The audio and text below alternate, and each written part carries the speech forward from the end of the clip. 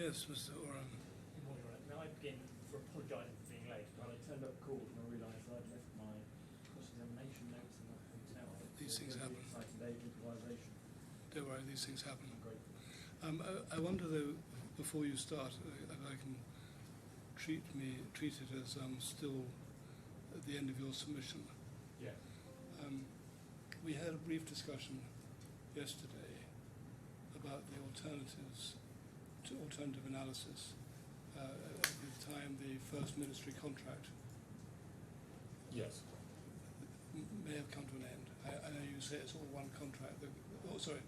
You say basically the clause, the termination clause, clause 7 anyway, means that your clients remain in a contractual relationship with the other side throughout the duration of all ministry contracts. Yes, of the relationship between. Yes. So long as the relationship between the ministry and the defendants continues, Yes. then your clients, then the contract continues with your clients. Yes. That's my primary position. Yes. What I didn't get from you, it's my fault, I should have pressed the point further, is what happened, do I understand correctly that your case therefore depends upon that analysis of a continuing single underlying ministry relationship? No, that's merely my primary case. What's your alternative case? So the case is that it's accepted by, so my learned friend's case on that first point. Forget about what he says. Yes. I'm interested in what you say, because ultimately you've got to prove the existence of a relationship. Yes. Which you say the other side broke. Yes. Pretty crudely. So we say if on the original contract between Spain and BLS coming to an end on the 22nd of February, if that had the effect of automatically terminating the original contract between us, then the parties thereafter, by conduct, entered into a new contract on the same terms as before. The point is that it is when you keep wanting to tell me what's common ground, I don't want Yes. to know what's common ground. I'll hear that and decide that. They entered into a new contract by conduct. Yes. When? On day one? Yes. But in any event. In the first minute? Well, yes. But in any event, if I were wrong about that, it would be at some point thereafter. No, I'm just wondering on what terms this new contract was and when it was formed. Yes. Well, I would say straight away, because there's something slightly unreal about the analysis otherwise, because if otherwise both parties would be proceeding on the basis that on the 22nd of February we would lock up the doors and say, well, sorry BLS, you are now you're now providing these services. That's an extreme analysis. A less extreme analysis would be parties recognise that there's going to be further discussions with the ministry. There's going to be further discussions between themselves in the light of whatever the ministry decide, and they'll keep going on an ad hoc basis. Call it a contract by conduct also. I mean, that's implied contract that continues, is designed to continue and impliedly agreed to continue only until matters with the ministry are resolved and whatever negotiations are going to take place do take place. Well, the second answer to that is, but that's why I don't need to prove it as being on day one. I just need to prove it as having arisen. No, the reason we're mentioning day one is simply to test the analysis. Yes. So, but the answer to that is that there were a series of steps which, in any event, would have given rise to that. So in particular, what happened was there was as Your Excellency will remember, there was the emergency contract between Spain and BLS. Yeah. But the appeals were resolved by the end of March, and the contract was signed on the 12th of April. What happened thereafter? Contract with the ministry.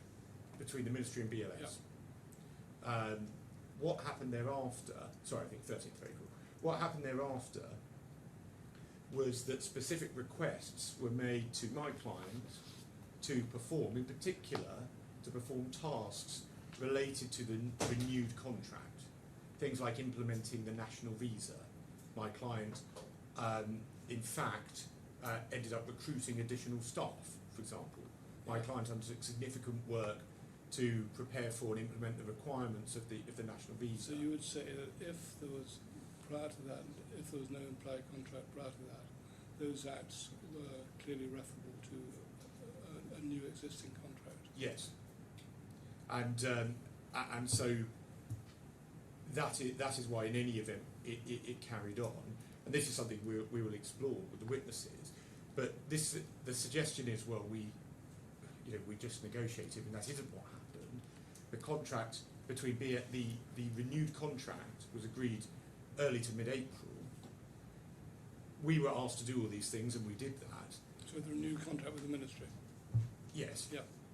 And then for many implemented that, and then suddenly they turn around in July and asked for new commercial. The parties are under a good faith obligation, and are required to liaise with each other in relation to commercials on a good faith, reasonable basis, and have done so numerous times over the years. Can I just interrupt for a second? Of course. The good faith obligation applies if there is a contract. Yes? Yes. It doesn't apply if there's no contract. But Just yes or no on that one. Well, if there's no contract at all. No, let's assume, take an extreme analysis against you, which you're going to tell me it's not the case, the other side will. But assume that the contract between you and the defendants comes to an end at the time the first ministry contract, yes. if I can call it that, comes to an end. Assume there is then some ad hoc, by conduct, continuation on a daily basis to come to an end only when the new ministry contract is entered into and negotiations, two parties. If on that basis, and you may say it's unrealistic, and I'll obviously have to consider everything that's put to me, but on that basis, on the basis therefore that there wasn't a contract until the negotiations were complete, and they never were complete, is there a good faith obligation to enter into negotiations in good faith? Well, I think there are a couple of issues with that premise, if I may. Well, I can see lots of issues with the premise.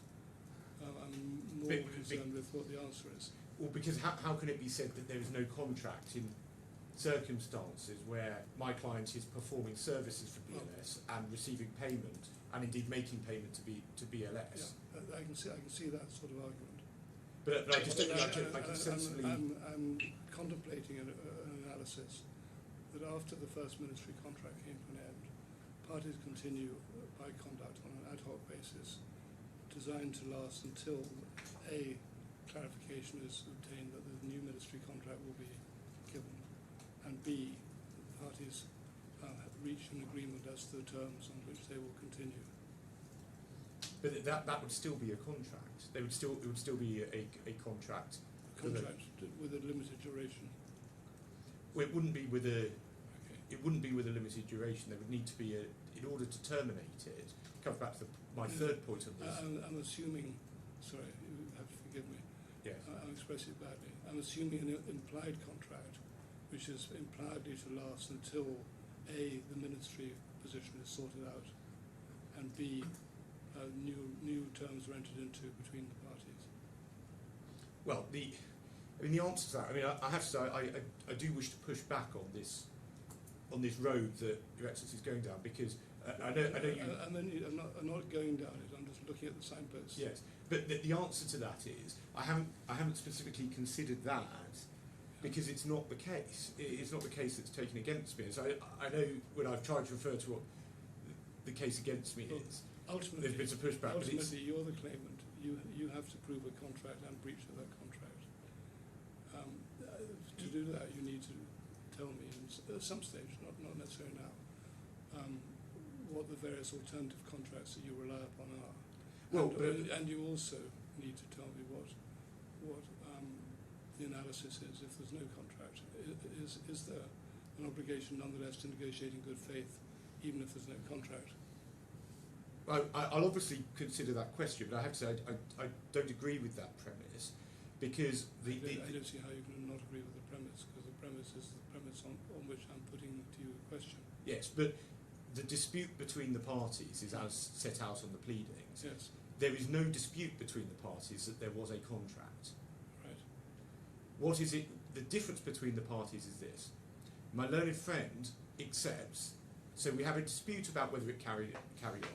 If it didn't carry on, the admitted position on the pleadings between so what is common ground with parties is that in that circumstance there was a contract on the same terms as before. The one point that's not agreed is the termination provision. Yeah, I got that. But it is not said, and it's never been said, that it was a contract that had an expiry date. They say that they had a termination right. I understand that. And that's why I'm saying that it is just not a question that arises on this case. So I'll consider it, but obviously this is a matter of onshore UAE law. That's why I have to say I would have to consider with onshore UAE lawyers the suggestion that somehow in those circumstances there would be some kind of position contract. But I would say in response to that in my submission a contract just from first principles is made by a bargain and performance, and there was on any view a bargain and performance, and that is it goes through all of the documents where they are demanding performance under a contract. So the suggestion that there was no contract at all just doesn't fly, and it's not borne out by any of the documents or how any of the parties approached this at the time or since. So I don't think that works. And as to the suggestion, well, it would just be terminable, there was a definite end at some later date. Again, that is not anybody's case. And there's nothing to suggest that was the case. As I say, I'll consider it further, but my initial answer to that would be that under UAE law, it would at the very least need to be expressly spelled out, and I imagine be in writing, but I'll consider that further. Yeah. But as I say, the reason why, and I have taken, I'm getting instructions on the question from yesterday, but the reason why that hasn't come up is because it's not pleaded, and I do say it's not, the task of this court is not to look at it afresh and to think what Your Excellency might have pleaded if acting on that side, or to reach a decision. I wasn't suggesting I would have pleaded anything. Or to reach a decision that is not on the pleaded case. And so asking me to consider that option, it is not an option that is before Your Excellency. No, but the reason I ask is that it's useful to consider all the possible arguments in order to reach a decision between those that are on the table. Yes, I see that. As I say, I will take instructions on that. But the basic point is, I would say that there must have been a contract, and when one is in a contractual relationship, there is a good faith obligation. Yeah. Okay. Thank you very much. Thank you. Sorry to bounce Not at all. on that. Mr. Oram. I might just check that my mic is working. I think the transcriber is having difficulty. Oh, it is. Fine. Thank you. Your Honour, may I just pick up on that last point, since it's directly an issue, and look at the pleading and the way in which our case is put on this? Yeah. That's in the bundle at page 135. Main bundle. Main bundle 135.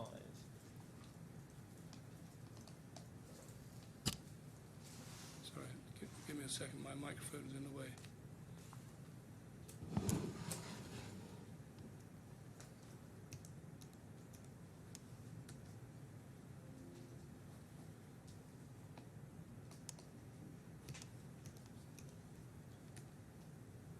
Yep. And it's paragraph 42 of that pleads what happens on our case at the point at which the Spanish contract terminates, the main Spanish contract. And we say, well, first of all, the facts on which we rely at paragraph 40 So the claimants and the defendant did not immediately enter into any negotiations in respect of their reappointment, but continued to run and manage the visa applications as they had done under each of the Spanish contracts. So in other words, things just continued. And the legal effect of that we plead at paragraph 42, is that by that contract, the parties agreed to continue to the services and obligations as they had previously done under the Spanish contracts, without any fixed term, but at the will of the other. So that is Your Honour's ad hoc contract. All that's happening is that they are continuing to perform at the will of each other, with no end term, no obligation to continue for any length of time. They're just keeping things going. What this paragraph accepts is... Sorry, just so I'm clear, that's separate from the analysis, the implied analysis which is put in the alternative. Exactly. That is terminable on notice. So the alternative is that it's terminable on notice. But my primary analysis is things just continue. I accept it is a contractual relationship, but it is day by day, ad hoc. Yes, I see. Your Honour, with that, in relation to my openings... So what you're saying, I think, is that, that your primary case on an ad hoc, day-by-day performance is not very different from the analysis I was putting to... Your Honour, it's not at all different. Oh. If there's a difference, I accept that it's contractual, so to that extent there would be a good faith obligation within the limits of that contract. But there's no ongoing obligation for any fixed period of time, whether that's a week, month, until a negotiation happens, or certainly not until the March 2028, which is the end of the second Spanish contract. Yes, I see. Well, thank you very much. Your Honour, in relation to the openings, I just propose to take Your Honour to some of the documents that won't feature very much in the course of cross-examination, because they relate to the main Spanish contract. And the purpose of taking Your Honour through that is to demonstrate the point that's been debated this morning and in the course of my learned friends openings. It's necessary in my submission to analyse the contractual relationship in 3 phases. The first phase is during the life of the 2016 main Spanish contract. So that takes us up to the 25th of February 2023. The second phase is from the 25th of February 2023 until July 2013, which is when the parties start to negotiate. And then the third phase... You said 2013, you meant? 2023, sorry, Your Honour, 2023. And then the third phase is from the point that they start negotiating until the termination notice is issued on the 1st and the 11th of October 2023. And in fact, when does that start? So it's the 3rd of July 2023 going through to the 1st of October, which is when the termination notice for the Spanish contracts is given. And Your Honour, going through those phases in turn, the reason it's important is obviously because of the termination clause under the subcontracts. Your Honour has seen that, but it's important that I take Your Honour to it because it's critical to the analysis. That is at looking at the KSA contract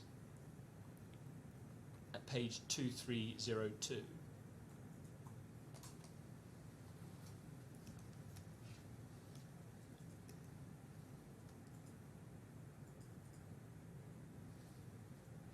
Yeah. The key wording of that shall remain in force till the subsistence of the contract awarded by the Ministry of Foreign Affairs and Cooperation of Spain in favour of BLS. And Your Honour, the contract awarded in my submission means just that. So award refers to the procurement award, contract means the contract that results from that. When these contracts are entered into, there is only one contract. And my learned friend reads this clause as saying, until the subsistence of the contractual relationship, whether on the terms of that contract or any with similar terms. Now that is in my submission not open on the wording of this clause, properly applying UAE law. It one starts off with a literal analysis, if that is available, and only adopts a figurative one if it isn't. But in this case, it's unnecessary to go into a figurative analysis. Now, the next step in the exercise is to look at the way in which the Spanish contract comes to an end. And Your Honour, the context to that, if I can pick up the authorities bundle, at page 353 of that, one has the directive of the European Parliament and Council on public procurement. And this provided the context in which awards were made by the Spanish government of contracts for these services. Give me a second. 353. 353.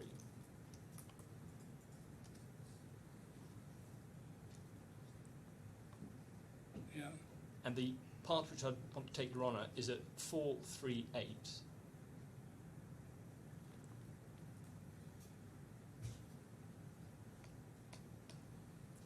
And this sets out, under the procurement regime, the limits to which an awarded tender can be modified. So it says that contracts and framework agreements may be modified without a new procurement procedure in accordance with this directive in any of the following cases. A, where the modifications, irrespective of their monetary value, have been provided for in the initial procurement documents in a clear, precise and unequivocal review clause, which may include price and revision clauses or options. So the look of this legislation is that once an award is tendered, you can't continue to extend it automatically. There are limits to that, and they have to have been envisaged by the award itself. That sets the context to why the Spanish contract is extended, why it's only extended for a particular period, and why it comes to an end. So, starting then, Your Honour, at the Spanish contract, the main contract, that's the main bundle at 2215.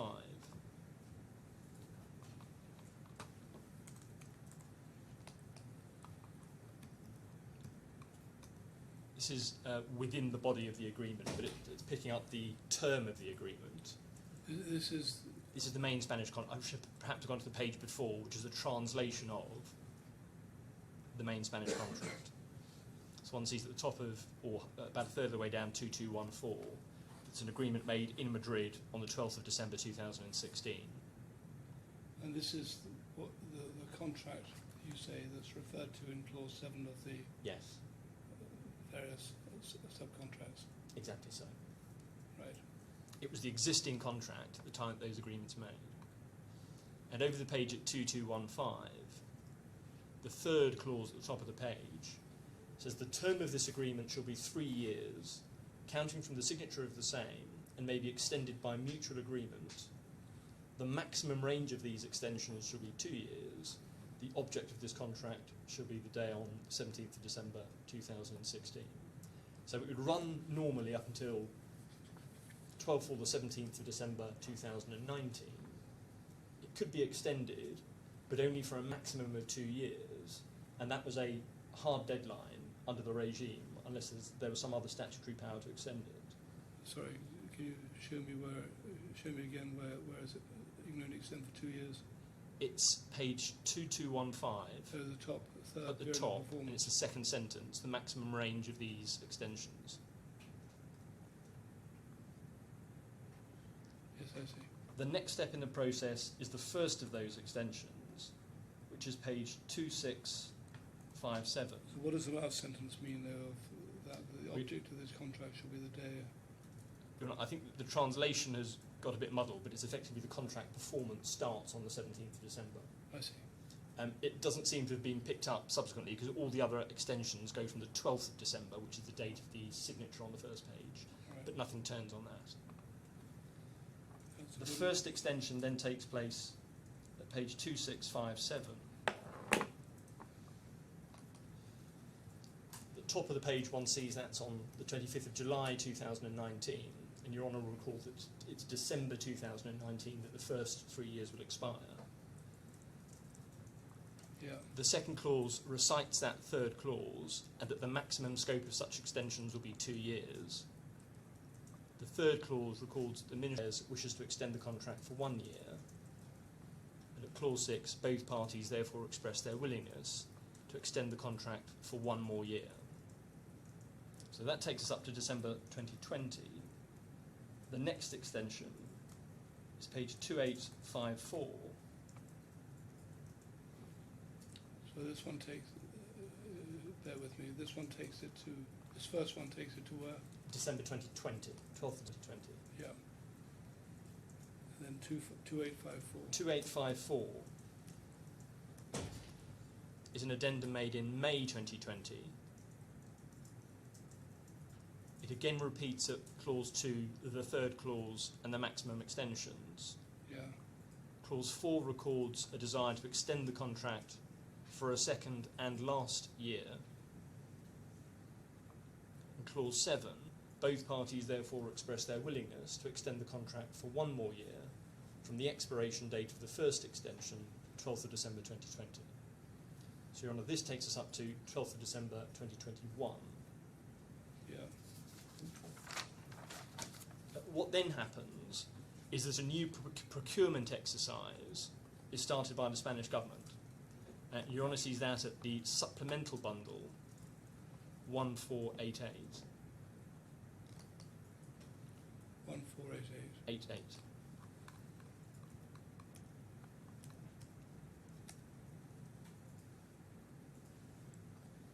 At the top of that page one sees a tender notice. And the date of that says just underneath, published in the Public Centre Procurement Platform on the 29th of October 2021. So just a couple of months before the main contract is due to expire, the Spanish government starts a procurement exercise. So it's due to expire on the 12th of December. Yes. Yeah. And as a result of that, because this procurement isn't going to be, well, in fact, sorry, the next step is same bundle 1494.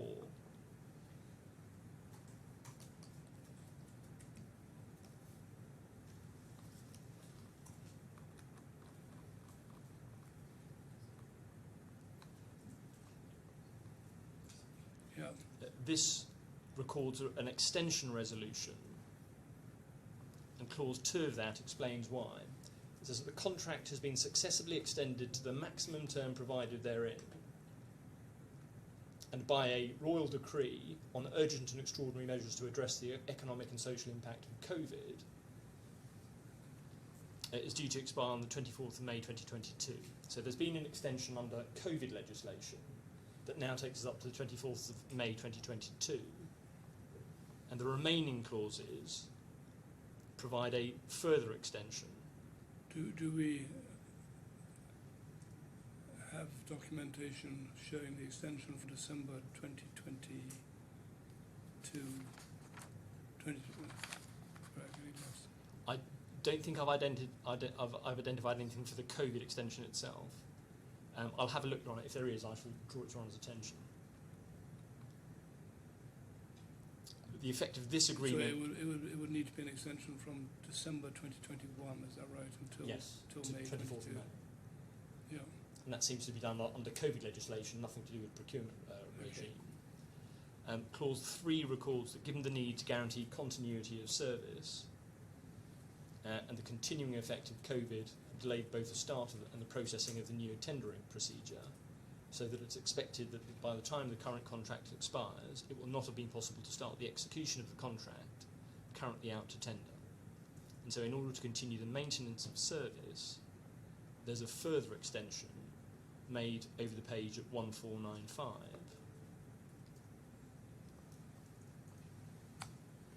And there are 2 possibilities. Extension is up to A, the start of the new service concession. So if that award is made and a contract is started, that will bring an end to the existing contract.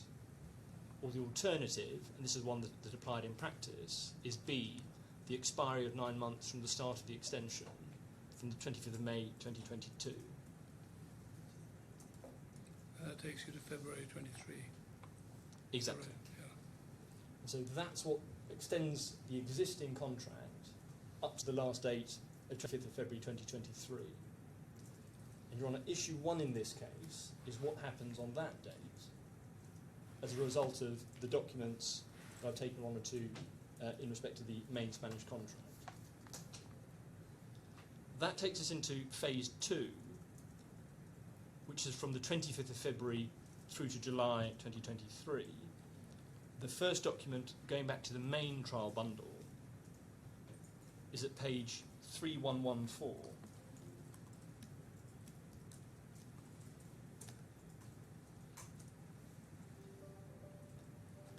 At the top of the page, this is the translation of the an emergency contract pending the award of the principal second Spanish contract.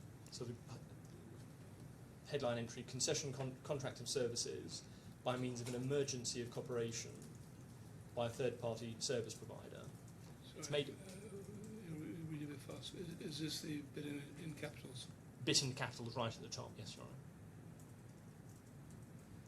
And it's made on the 22nd of February 2023. And the background clause, just under administrative background, explains that having been awarded the cooperation contract, award of services by a third-party service provider, by agreement of 30th of January 2023, a special appeal has been filed.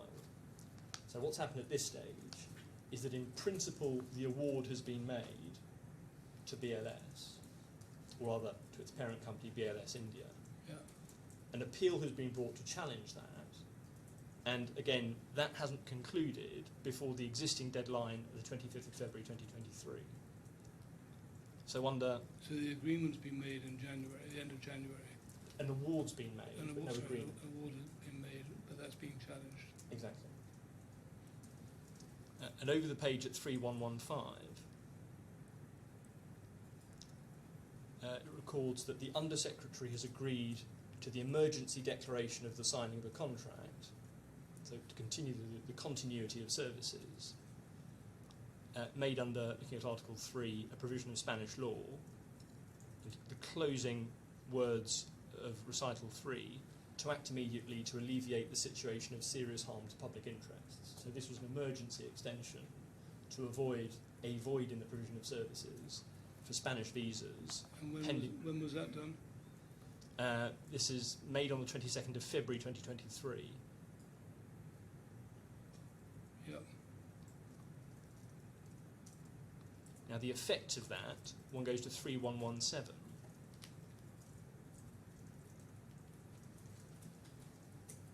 Is the term of duration of this contract, concession of services, will be from the 25th of February 2023 until the contract resulting from the current tender procedure. So it might be an unambiguously new contract from the 25th of February 2023. And until the award of a contract later, Exactly.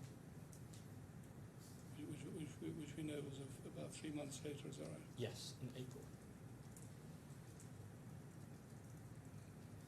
And that contract is in the same bundle 3246.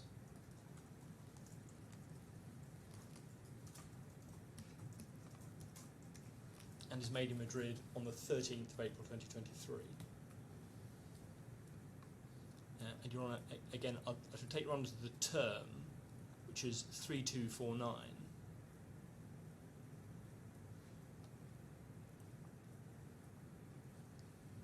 Yeah.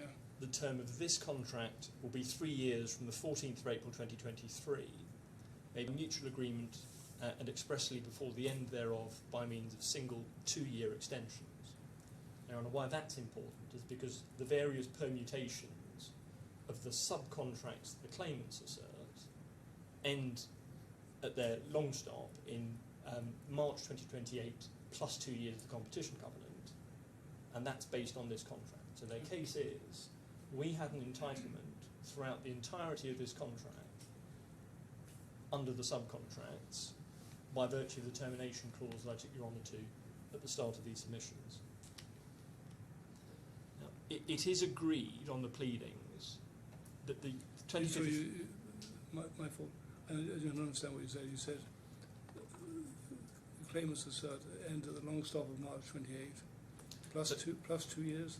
Yes. So the term of this agreement, 23 for 3 years, Yeah. plus 2 possible extensions. So that takes you to To 28. 2026, plus 2 to 2028. Yeah. Now, the claimants say we had a contractual entitlement for all that period. Yes. And so their damage is based on the premise that they had that entitlement. Yeah. Because under the subcontracts there's then a non-competition covenant, Oh, I see. they That's say what you you're get talking another about. 2 years Yeah. that takes you to 2030. And that's there are various limitations, but that's the essential Yeah. long stop. Yeah, There's a I was language. forgetting about the non-competition. So just going very briefly to the pleadings, in relation to this issue, the defence at page 126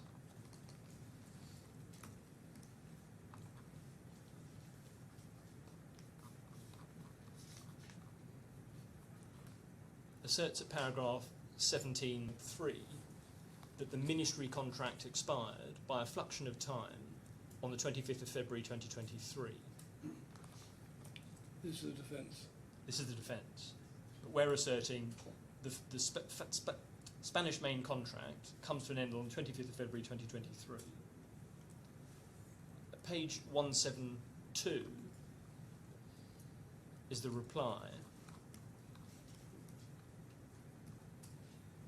And at paragraph 15, that admits that averment. So paragraph 17 is admitted. So the fact that the Spanish contract terminates on the 25th of February is agreed. It's the legal consequence of that, which is principally a matter of construction and interpretation of the subcontracts, and perhaps UAE law, are not agreed.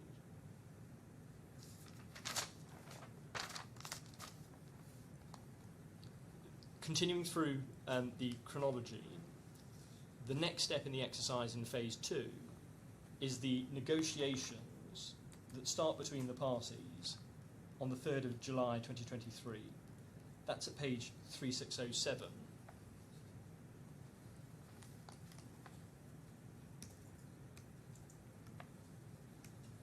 And it starts with Mr. Sahu of BLS sending on the 3rd of July 2023 a request for a price proposal, and that continues through this thread until around the 11th of August. And Your Honour, in my submission, the second... Where's Mr. Sahu? Mr. Sahu is Jitendra.s. Sorry? So Sorry, Jitendra, yeah. yes. And Your Honour, the second main issue in my submission is what's the legal characterisation of the exercise that's being undertaken at this stage from July. And in my submission, what the parties had anticipated and are doing here is negotiating the terms of their future relationship. And the inevitable consequence of that was that if the negotiations came to nothing, if for whatever reason they couldn't reach agreement on price or commercial terms or anything else, they would walk away. That's simply the consequence of the legal relationship that binds them following the termination of the Spanish main contract and the start of negotiations and then finishing. It's not an exercise of termination on my primary case, it's simply then deciding to walk away. On my alternative case, if the correct analysis of the legal situation is that there is a contract terminable on reasonable notice, it might well involve termination, but it's not, in my submission, the primary analysis, because it is an ad hoc arrangement at which they're simply agreeing something, and if nothing happens, they go their separate ways. The third phase of this case is through those negotiations up to termination, and during that period, 2 significant things happen. The first is that there's a serious data breach in one of the VACs, the Visa Application Centres, in Tehran. The defendant discovers that on the 10th of July, so it's during the course of these negotiations. That's in the supplemental bundle at page 332.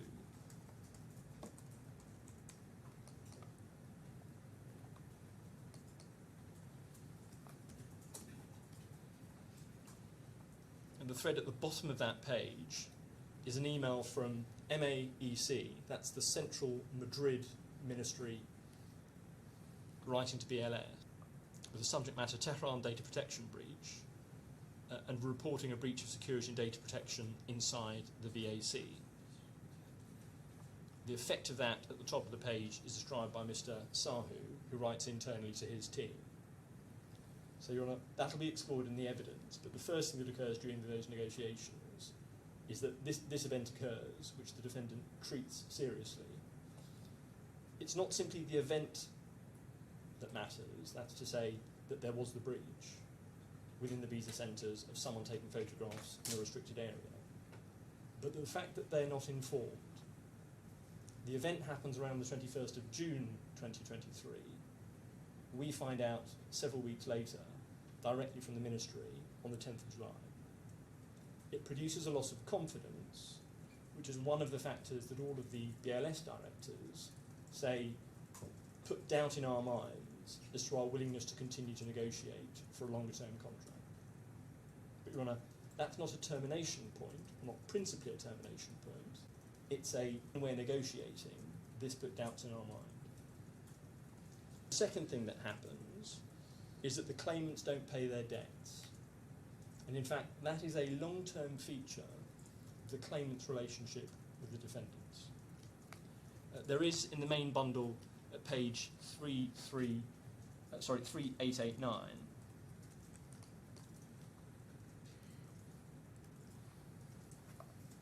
an analysis that's been done by the defendant's finance manager of each of the invoices that was raised under this contract from December 2016 for each of the subcontracts. So when was this prepared? It was during the course of the litigation for his analysis for his witness statements. I see. So it's a post-event analysis? Yes. But what it's recording, Your Honour, is, so the country is each of the subcontracts. Yeah. Invoice number is every invoice that was issued by BLS for sums due under those subcontracts. The invoice date for each of those subcontracts. What BLS says is the due date, that's simply invoice plus 10 days. And then the date of receipt of payment. Now the defendant's witnesses, on facts as facts, do not dispute these dates. They explain reasons why these payments were late. Sorry, claimant's witnesses don't dispute that the payments were made on these dates, they simply explain them. But what the final column shows is that it was routinely late in making payments for almost every invoice under these contracts. And that is so even if one adopts the 30-day payment cycle, its common ground occurred, perhaps their legal significance is a degree, but there was a 30-day payment period rather than the 7-day that the contract provided for. Even on that assumption, most of these payments were routinely paid late. So during the course of the negotiations, one of the things that defendants start to do is chase that debt. So at page 3772,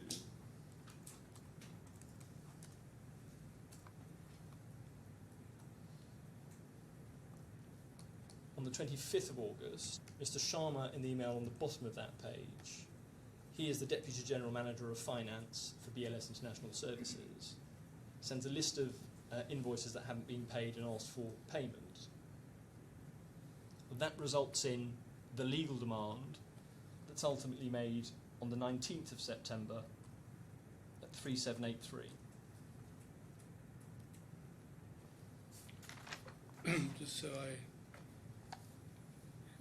get a feel for it, the invoice value is that Saudi reals? Yes. And what is the approximate value compared with? I think it's around £500,000. I have done the calculation somewhere. I think it's broadly about 4 to the dollar, if that helps. Yeah, that's helpful. Thank you. So is that roughly the same as dirhams? Like within a Yeah. Yes, it's about the same, I think. I mean, obviously not exactly, but in the region. Yeah. So, Your Honour, this demand is made on the 19th of September. There's a response that's received that Your Honour was taken to yesterday in the course of my Learned and Friends submissions. And then finally the termination notice, which is principally based under the KSA contract on the non-payment of these debts, but at the same time that termination notice refers to the other contracts. So that is at 3902.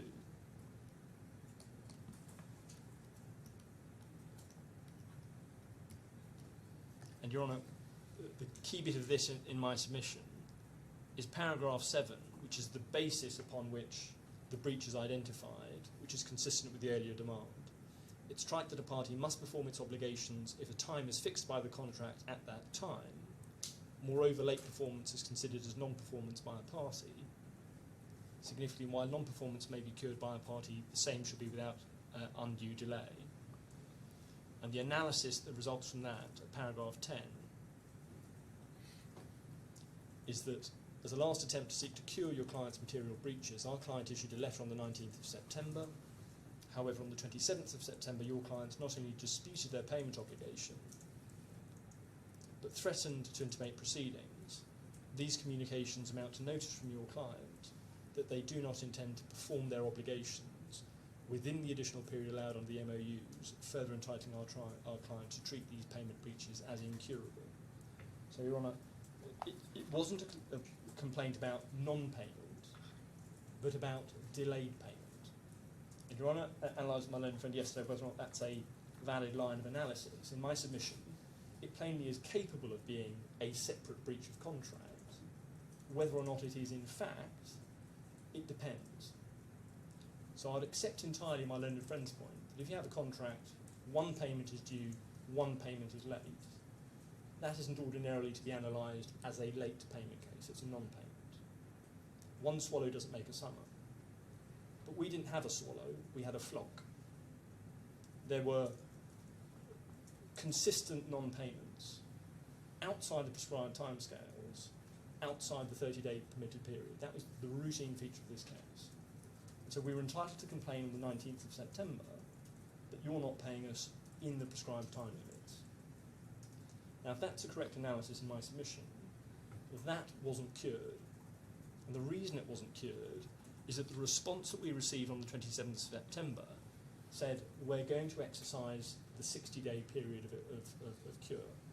Now, to a response of you're paying late, to come back and say, well, we're entitled to another 60 days, plainly isn't curing that, it's aggravating it. And in those circumstances, in my submission, the analysis in the termination letter was perfectly right. You've made it incurable, not only in respect of that contract, but you made it clear you're not going to perform any of your outstanding payments under any of these subcontracts.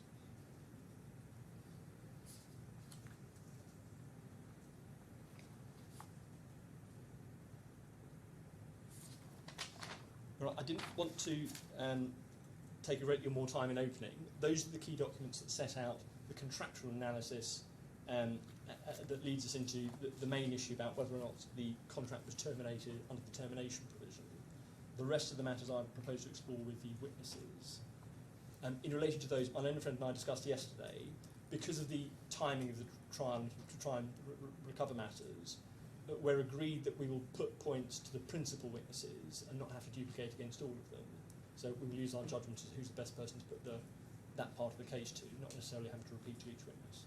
That seems sensible. Yes, and I was very happy to agree to Mr. Orham's suggestion. Just in case it be said, I don't think we're precluding either of us from asking the same witness about different witnesses about the same incident. But yes, I'll leave it to you. Your good judgment. Grateful.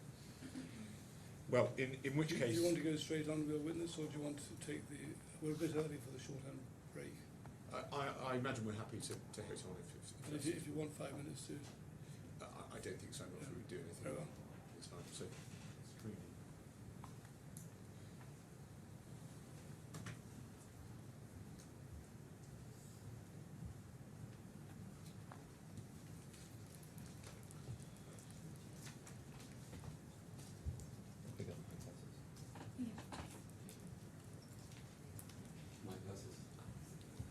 might I just ask in terms of the arrangements, would it help to have someone? Yes.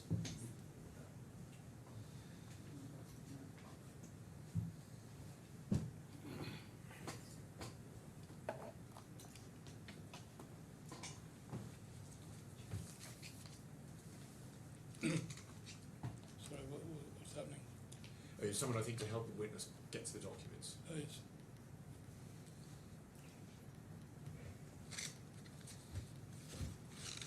Can I please confirm if you will be swearing in on oath or by affirming? Oath. On oath. And what is your book? Oh, sorry, oath means I need to book down the Yeah. first one. So would you like to affirm? Affirm, yeah. Can you please confirm your name and occupation for the court's record? Nidal Kamoni, managing partner, Access Group. Please repeat after me. I affirm I affirm that I will say nothing that I will say nothing but the truth. but the truth. Thank you. Thank you. Yes. Yes, good morning, Mr. Queenie. Could we go to page 963 in the trial bundle, please?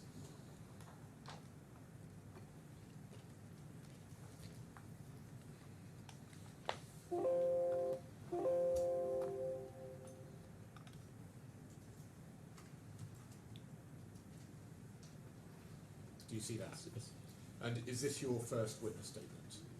correct. Could we go to page 992, please?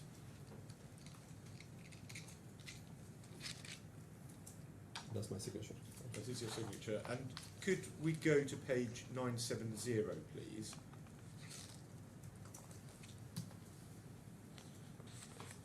I understand you have a correction you wish to make.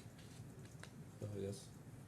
Could you tell the court what that correction is, please? It's written, I think it was that I was, at that time I was based in Lebanon. Actually, I was based in Dubai.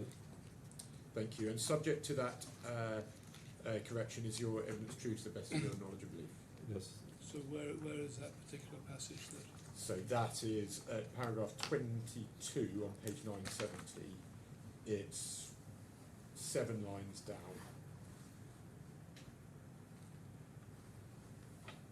Lebanon, where I was based. It should be. It should be in Dubai, the witness just confirmed.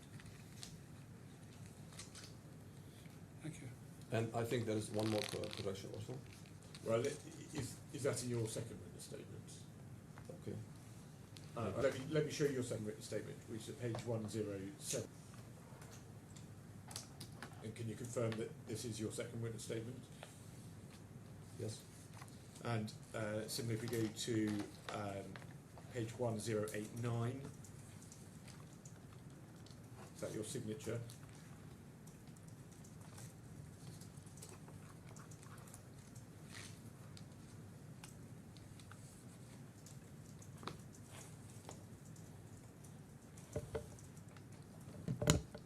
Do you have Yes. that page? And is that your signature? Yes, correct. Thank you. And then if we go to page 1074, I understand you have a correction that you wish to make at paragraph 6. If you Yes, there was a place where we were saying that around that time I helped BLS with the tender. Actually, it wasn't around that time, it was 1 year earlier. So 1 year earlier, in year 2020, it's 1 year earlier from the date which was here, when BLS sent me a request to help them with the tender for the new Spanish contract. Thank you. So in that paragraph you've referred to October 2022 in the fifth Yes, line. so the correct date is December 2021. Thank you. Does Your Excellency have that? In the fourth line, fifth line. I think the correction is 1, 2, 3, 10 lines down, Oh, around the same period. I see. And that was just corrected to December 2021. So, Mr. Kamuni, subject to that correction, is this statement true to the best of your knowledge and belief? Rather than nodding, do you mind saying yes, just so it comes Yes. up in the transcript? Thank you. Now, if you wait there, Mr. Oram will have some questions for you. Mr. Mooney, I'm going to ask you some questions this morning. We are being transcribed. Could I remind you, please, to speak at a pace that's slow enough for the transcriber to write to, and at a volume that we can all hear? I'll remind you if you get it wrong, but I will try my best. thank you. I might pick up first with your first witness statement. That's 963. And I'm looking at page 964 at paragraph 7. You're describing here your first interactions with BLS in September 2016, when you Okay. were then working for a firm called PCCI. Right. Yes? What was your role for PCCI? I was the CEO of the Dubai office. CEO. Of the Dubai office. And what was Mr. McCall's role? Khalid was vice president, reporting to me directly. You describe them in paragraph 7 as a customer experience and operations outsourcing provider. Correct. Neither of you at that stage had worked in visa processing, is that correct? No, So, no, you hadn't. no, we didn't. It was new industry for us. And what does customer experience and operations outsourcing mean? So it's very similar to visa outsourcing, but at a much bigger scale. So call centers, retail outlets. So all the retail outlets for telecom providers. For example, this is part of our role, operating large call centers, processes, operations. So for me, it's a very similar business, but it's not visa outsourcing. It's a very similar business. So it sounds like a form of back office support. Not front and back. Okay, but It's for the front. retail industry in a different sector. No, retail industry, front-facing retail industry. So, for example, all the mobile operators, take example UAE here, Etisalat, they have shops. Could you try and talk a bit slower, please? The transcribers are having difficulty. So if you, I will. and if you can keep your voice up, louder. Thank you. So I was giving example UAE, Etisalat, they have retail centers. These are front-facing. These are not back office. Okay. So it's the type of project that we undertake at that time. So front and back and call centers. You had no knowledge of the visa code as it's been described in these proceedings before No. you entered into the subcontract. It was a very new industry. So as at September 2016, none of your company entered into a contract that required you to comply with it. No. Have you done so at any time up to today? Have the claimants entered into a contract with a national government? Can you please repeat the question? Have any of the claimant companies entered into a contract with a national government for visa processing? We did in 2022, but this is in the UK and in the US and in China with the Ghana government. And what was the nature of that contract? What were you It's required to do? passport applications overseas. So, for example, right now in the UK, anybody who wants to apply for his Ghana passport in the UK, they come to our office. It's not an exclusive contract in the sense that it's optional. So you can either go to the consulate or you can actually come to our office. Okay, and you're directly contracting with the Spanish government, not through an intermediate contractor. With the Spanish government, Well, whoever your counterparty is. So for the Ghana contract, let's take that as an example. Is your contractual counterparty Yes, the Ghanaian ministry? direct, yes. Not the current legal entity, just to clarification, because in Ghana, in order for you to do that kind of business, you have to be a 100% local entity. So it's not Access Group, but it's our other local entity, 100% Ghanaian owned. Okay. Could we look at paragraph 8 of your witness statement? At the time that you entered in, you first met BLS, they were working for national governments, weren't they? Yes. So you mentioned here that they were not a big player, but they were processing services in around 7 countries, and they had a global European project, so a Schengen client. That was their first project, yes.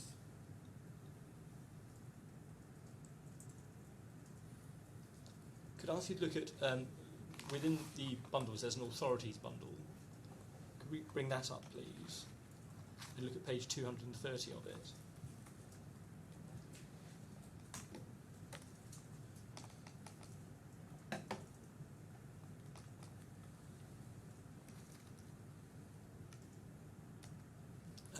In fact, before I take you to that page, perhaps I can take you to the front page, see what we're looking at. At page 353, no, sorry, 168.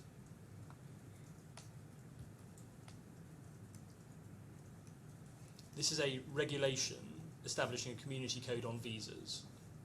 And I don't expect you to know much about this, but could I just show you a few bits of it and ask you a question? If we go first to page 175, it provides a procedure for lodging applications for a visa. So Article 10, General Rules for Lodging an Application. Article 11, an application form. Article 12 over the page requires a travel document to be provided by the applicant. Article 13, biometric identifier. So it's setting out a structure for what an applicant needs to do to get a visa within the European community. So you nodded, but if you can say yes, no, or whatever. I'm reading whatever, Yeah. Yes. Otherwise the transcript simply has Mr. Oram talking and no one else. I'm sorry, this is uncharted territory for me, Your Excellency. Okay, thank you. Okay. Could we look please at 194?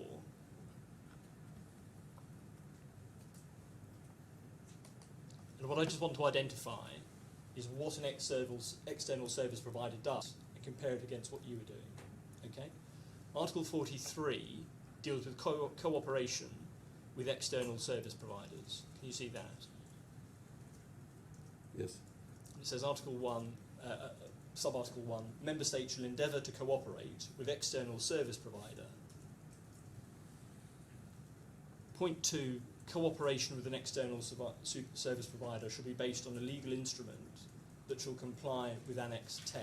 Do you see that? So there are mandatory rules that the external service provider has to comply with. Yes. And then over the page, Sub-Article 4, the examination of applications, interviews where appropriate, the decision on applications, and the printing and affixing of visa stickers shall be carried out only by the consulate. So the diplomatic function of providing a visa is left to the consulate. Do you agree? Correct. And then below that, Article 6, an external service provider may be entrusted with the performance of one or more of the following tasks. I'll just go through Yes. them quickly.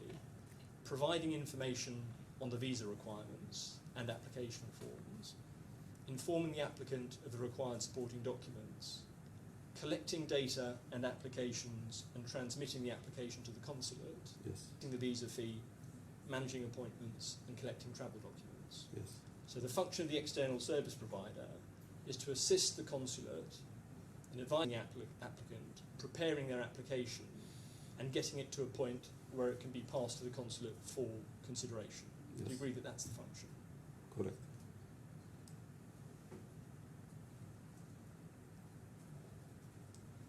Could we look then at Annex 10, which are the mandatory rules? That's 230. And it says in the heading, list of minimum requirements to be included in the legal instrument in the case of cooperation with external service providers. A, in relation to the performance of its activities, the external service provider shall, with regard to data protection, prevent at all times any unauthorised reading, copying, modification or deletion of data, in particular during their transmission to the diplomatic mission or consular post of the member state competent for processing an application. So one mandatory requirement was to ensure the prevention of unauthorised reading of sensitive data. Do you agree? Yes. Point E on the same page, to ensure that all the technical and organisational security measures required to protect personal data against various things, but amongst them unauthorised disclosure or access. So protecting or ensuring the technical protection of security measures against authorised access was another mandatory requirement. Do you see that? Yes. And under point B, in relation to the performance of its activities, the external service provider shall, with regard to the conduct of staff, and I'm looking at B, the last bullet point, respect the rules of confidentiality. So ensuring that staff respect rules of confidentiality is another mandatory requirement. Do you Yes. see that?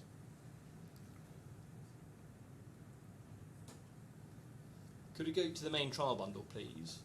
and look at 2300.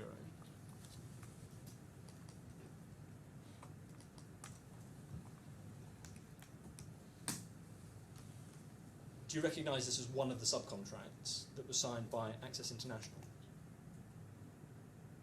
Yes. This is the Kingdom of Saudi Arabia. During the course of my questions, I'm going to call it Access, and that refers both to this company and to the current claim. I don't think there's any distinction. This is the subcontract in respect of Kingdom of Saudi Arabia. And at clause 2 over the page, it identifies the scope of work performed by each party in Annexure 1. Do you see that? Yes. Could we go to that, please? Which is at page 2306.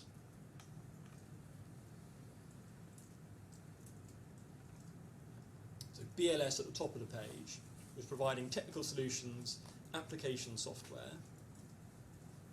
Point 2, technical know-how, including but limited to website support, biometric solutions, billing solutions. Point 3, the website. So it's supplying you with the infrastructure to provide the processing in the visa application centres. And your role, Access International, to open a separate bank account, to deposit the fee related to the Embassy of Spain into the bank account. Point 5, designated visa application centre manager would be in communications with the embassy for day-to-day operations. However, all such communications need to be documented on emails and shared with BLS. Do you see that? Which point? So point 6 at the bottom of, sorry, point 5 at the bottom of the page, 2306. Access International designated visa application centre manager would be in communications with the embassy for day-to-day operations. However, all such communications need to be documented on emails and shared with BLS. Do you see that? Yeah, I see that. So your responsibilities were to manage the visa application centres and to inform BLS of your ongoing relationship with the embassies with whom you were liaising. Is that right? Yes.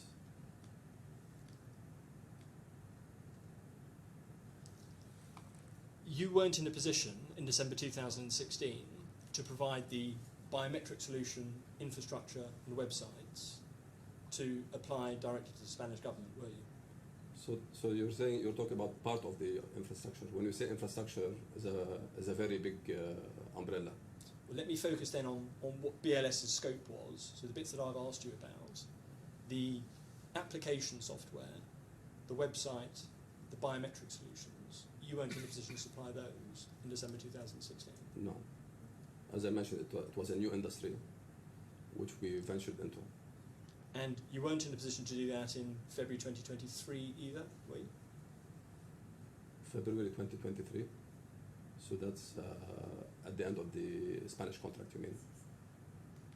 If we wanted to, we could have, we were in the position to do that. Had you ever done it in February 23? We did it, but for a different client overseas. You had done it by February 2023? Yes, for a different client overseas, not in the territories where we work with BLS.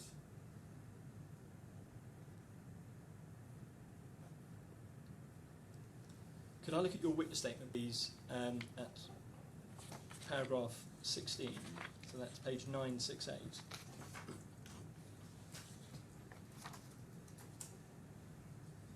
You're referring here to the ministry contract, and you say at no point was I provided with, nor did I have access to, the ministry contract concluded with BLS and the Spanish ministry. Yes. Are you referring there throughout the period of your subcontract? You never saw it? Throughout the period of the subcontract, BLS treated this as like a nuclear secret. I'll come back to that. At the signing the subcontracts, so let's start with December 2016 or thereabouts, you must have known something about the terms of the main contract in order to satisfy yourself that you wanted to enter into the subcontracts. Did you know, for example, the length of the Spanish subcontract, of the Spanish main contract? We didn't have a copy. We knew it at that time we knew two things. We knew that there was a tender for Spain, and these tenders are repetitive. So it's not a contract, an endless contract. So the tenders were repetitive for Spain. That we knew at that time. What do you mean by repetitive? So you have a cycle. It's not a tender that goes on for forever. So every cycle, you have a tender, and then you go for that tender. So in order to get work from the Spanish government in this case, you would need to apply, you would respond to a tender, respond to a bid, and that would give you a fixed term period of service. Correct, and that's why we made sure at the beginning, for us, because we didn't want to be exposed to that kind of risk of the retendering. Well, let's take it in stages. In December 2016, did you know the term of the main Spanish contract, the length of it? I knew the tender the contract is for 5 years. That's what I knew, but I was not provided with a contract that says that. But we knew that every 5 years there is a tender. Did you know it was for 3 years, subject to extension? I mean, for us it was 5 years because they said it's very, very rare for you to actually, unless you really mess it up, for the contract to finish in 3 years. So it's a 3 + 1 + 1, and then there is a cycle. So there is a procurement cycle whereby you apply, and then you get the next mandate, or you lose. Can I take it from that answer? You had a discussion with BLS around the time that you signed these contracts, in which the term is specifically discussed. Yes, I mean this is obvious. And in that discussion, you're told it's initially 3 plus 2 optional 1 years. So in that particular conversation, there is a term for the contract, but in that particular conversation, I said, okay, I do not want to be exposed to the term of the contract, and that's why, because imagine the situation whereby we enter into such a contract with fixed terms, and then we build the brand, we grow the market, we build the reputation, and then we're subject to the end of the contract. So it's not like I knew then that there was a 5 years and that's it. Well, Mr. Comini, you sign a contract in which there's a termination provision that says that this contract lasts until, and one of the options is the effluxion of the Spanish contract. So you knew it was going to end at the point at which the Spanish contract ended. Sorry, there is no efflux of the Spanish contract. It says subsistence of the contract with Spain. For me, it wasn't the efflux of the contract. Because this was I remember it was a very important point in the initial conversation. I do not want to get into this business, risk it all, put money up front, build the compass. Remember, Mr. Oram, at that time BLS was in 8 countries, and they came to us with a very large pile of countries. Where can we help? Where can you help us? So for us, we said, okay, if we are to enter with you, and in many countries they were not present or existent, that in order for us to do that, we want longevity. We want to ensure 2 things. We want to ensure we have a longevity with you, and second, we want to avoid abuse. This is where you come to the termination clause. We didn't want you to vanish, like what happened eventually. Well, let me ask you about that in a moment, but can I just stick with a moment what you were discussing in December 2016? Did you ask to see the main Spanish contract? Yes, I did. Could you look, please, at page G1139, which is Mr. Sahu's second witness statement?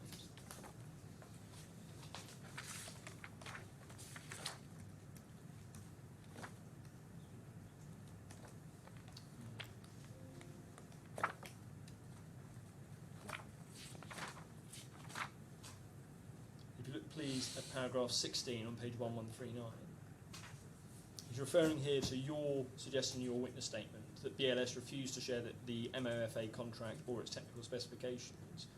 And he says it's true that we would not have revealed a main contract that contained commercially sensitive information, which the ministry contract did, but at no point did the claimants ask for it when we were working with them. Further, I understand that there was no requirement for the claimants to be concerned with the contract arrangement between MOFA and BLS. However, the request for proposal, which includes all relevant technical specifications, would have been provided if asked.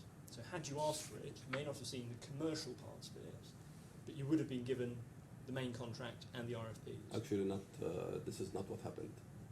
I asked for it multiple times, and I asked for it for practical reasons. The RFP wouldn't have been enough to satisfy what I was looking for, And if I want to give the specific, because I remember it very well, this was something related to Syria. We had kind of a back and forth with the local mission, the local Spanish diplomatic mission in Saudi Arabia, whereby they did not want to receive applications after 2 o'clock in the afternoon.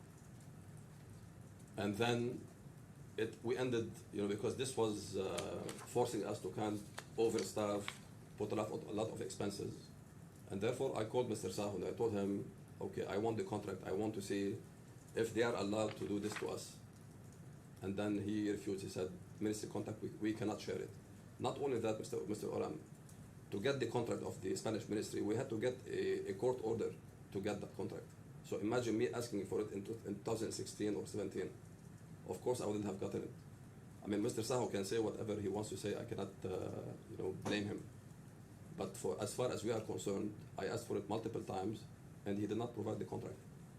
I hadn't seen any reference to that in writing. Was there any written occasion on which you wrote to BLS and said, I want to see this contract? It's a verbal communication, because we knew everybody in BLS, the Spanish contract is treated like something very secretive. And to test the testimony of that during the disclosure, we asked as lawyers, our lawyers, solicitors asked for the contract, and then we were told it's confidential information.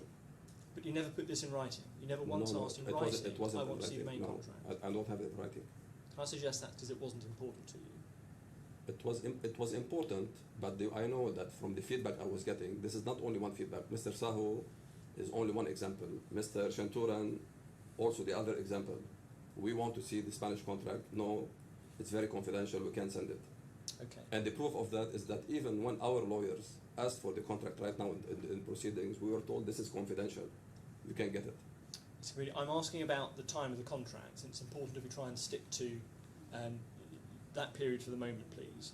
I'm asking about paragraph 16 of your witness statement, and I've asked you about the ministry contract.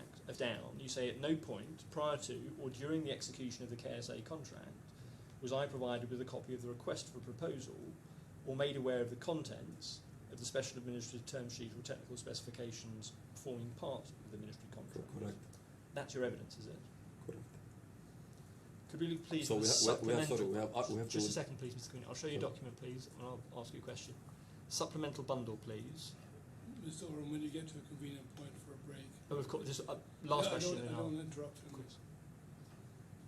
Supplemental bundle 2136.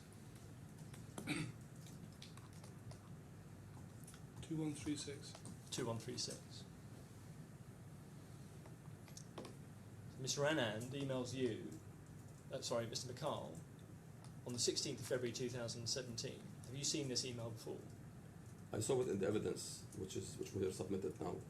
And it says, as discussed in the call, please find the RFP requirements, Okay. and attaches both the technical requirements and the administrative requirements. Okay. Yes? Would you accept that paragraph 16 is wrong in that respect? No, I don't accept it, because two things. First, this email was sent to the previous company. This is PCCI, it's not to our company. Second, what I asked for is the contract. I want the contract. RFP will tell you technical specifications, but there are terms in the contract which are meant to deal with the day-to-day life of the operations. That's why I wanted the contract. Mr. Community, let me be clear. Paragraph 16, about 5 lines down, you say further, at no point prior to or during the execution of the KSA contract was I provided with a copy of the request for proposal or made aware of the contents. Are you saying that despite what's on the screen, you did not receive the RFP? What's provided on the screen is for a different company on different servers. And even before I made that statement, I looked into all my emails. This RFP and the contract do not exist. And what you are showing right now is it was sent to PCCI, and I was not copied in person. This email that you are showing, I was not copied in person. Your Honor, that might be a good moment. Yes, we'll take a short break now. And now you're giving evidence. Can you make sure you don't talk to anyone else about the case during the break? You can talk about other things, but not about the case. Yes, excellent. Thank you. Thank you. We're resuming court for now.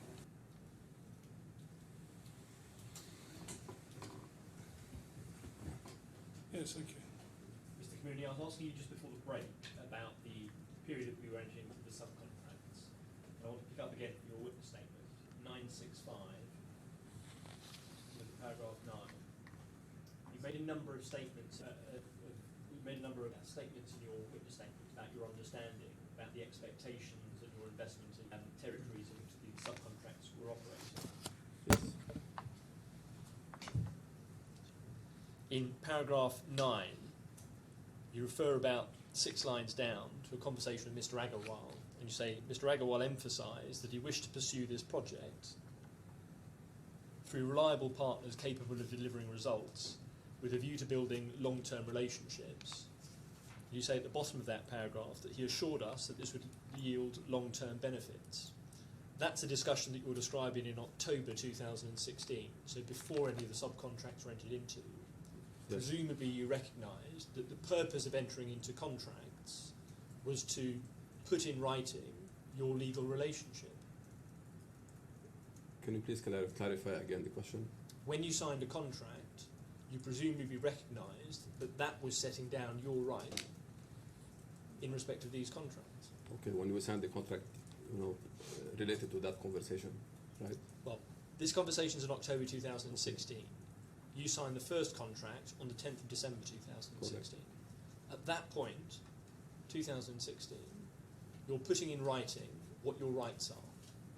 What's my rights and obligations also, both. Yeah. Yes, but you understood that. That's the essence of a contract. And so the long-term relationship that you're describing, the long-term benefits, would be whatever is in that contract. Let me clarify the conversation with Mr. Agraval, because this contract has a context. Now, I'm not asking about the conversation, I'm asking about the contract. Whatever is said in October, your rights are what's in the contract. Yes, it's an inspiration of this final agreement with Mr. Agraval, but definitely whatever is put on paper is what we agreed on eventually. Could we look at 2277, please? Could you speak a bit slower? The transcriber is having difficulty. Okay. So excuse me, Mr. Oram, if I may clarify. Well, let me ask you the question. You can clarify during the question. 2277 is the KSA contract that I was asking about earlier. And right at the bottom of that, clause 1, the provisions contained in this MOU are for the purpose of recording the complete and binding understanding and interest of the parties. So you recognise that whatever discussions you had, this was the point at which you were setting down what your rights are. That's the essence of a contract. And if we look at the termination clause, please, that's 2279.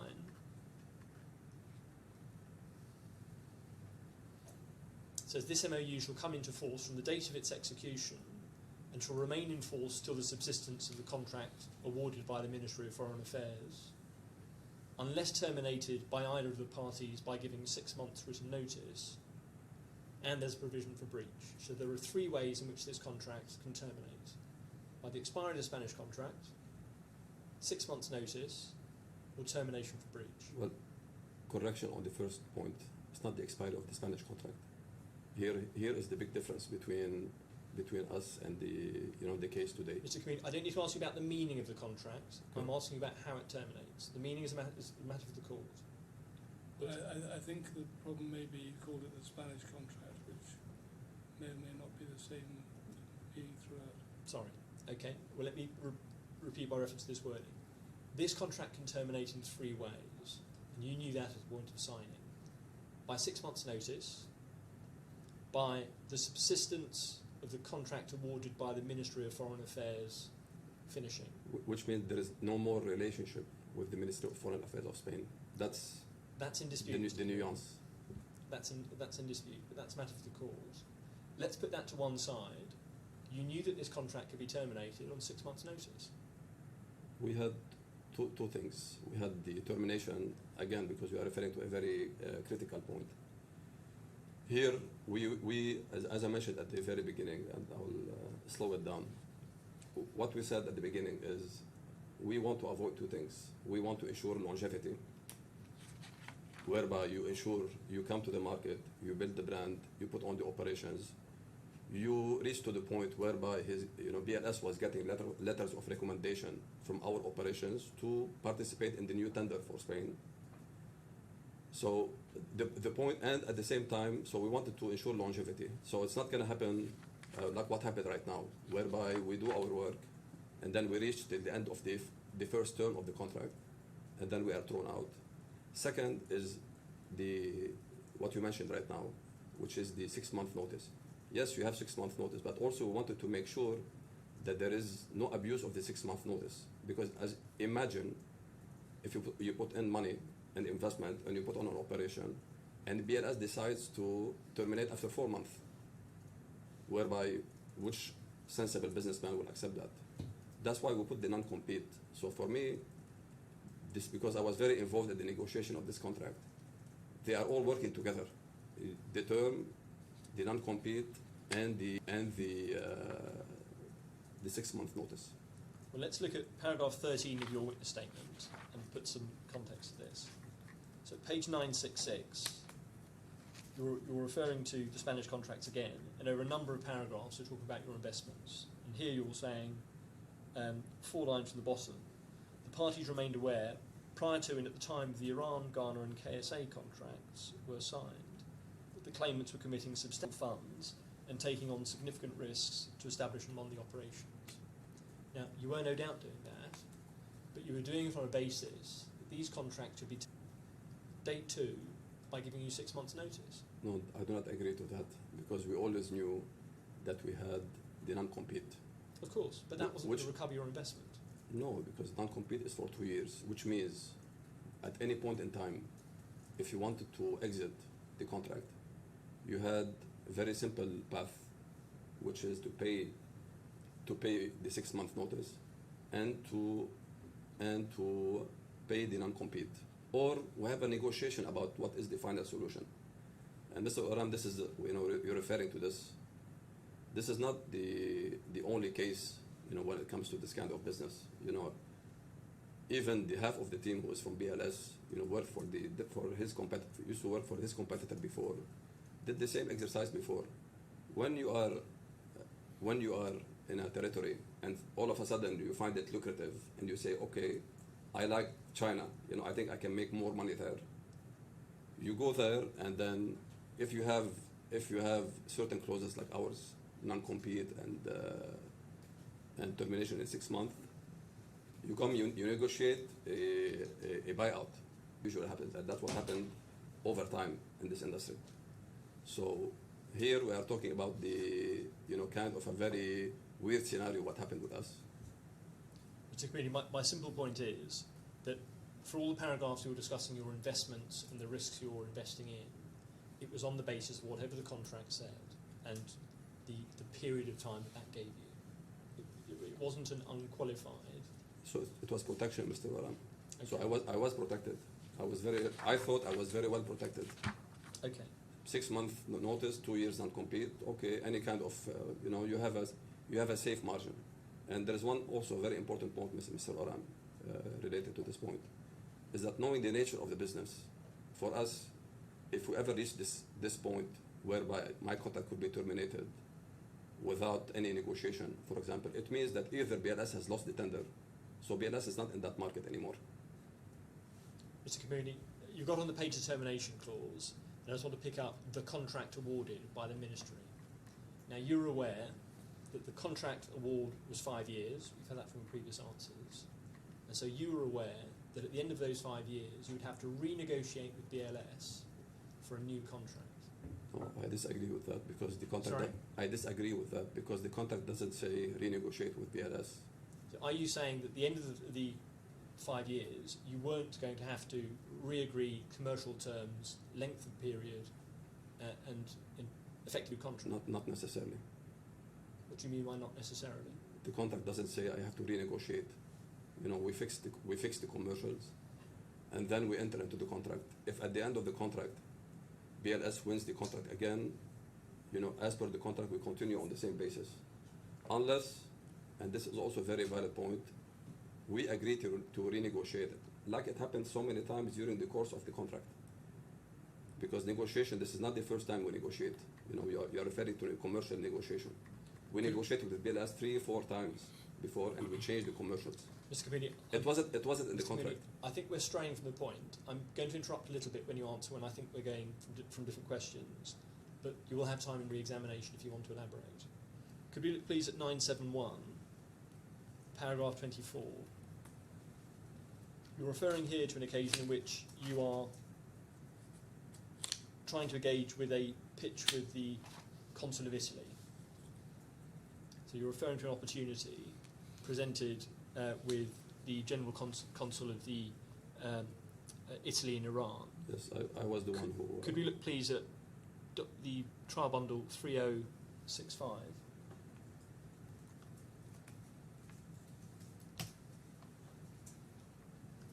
This is, I think, the communication that you're referring to, and it takes place on the 23rd of May 2022. And you're emailing, in this email on the screen at page 3065, referring to, I've received a call last week from Tehran regarding the Italy tender, and you're, I think, inviting BLS to become involved in that tender. Is that right? I know you're complaining that they have got involved in the tender. This particular one, I'm not complaining. Just let me read, please. So you say in the second paragraph, I'll be in Tehran next week. I'm surprised with the fact that we've not been informed about this in BLS. Yes. And over the page at 364, so going back through the thread, say, Shikar, I'm yet to receive formal clarity on the issue. And the second paragraph, I don't interfere when BLS gets contract in other countries, not partners, but I need to understand and explain to my shareholders if we are working in real long-term partnership with BLS in the countries where we operate.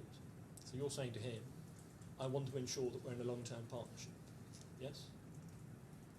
Yes. And the purpose of that is to say, if you get other work from other embassies, that should come to us.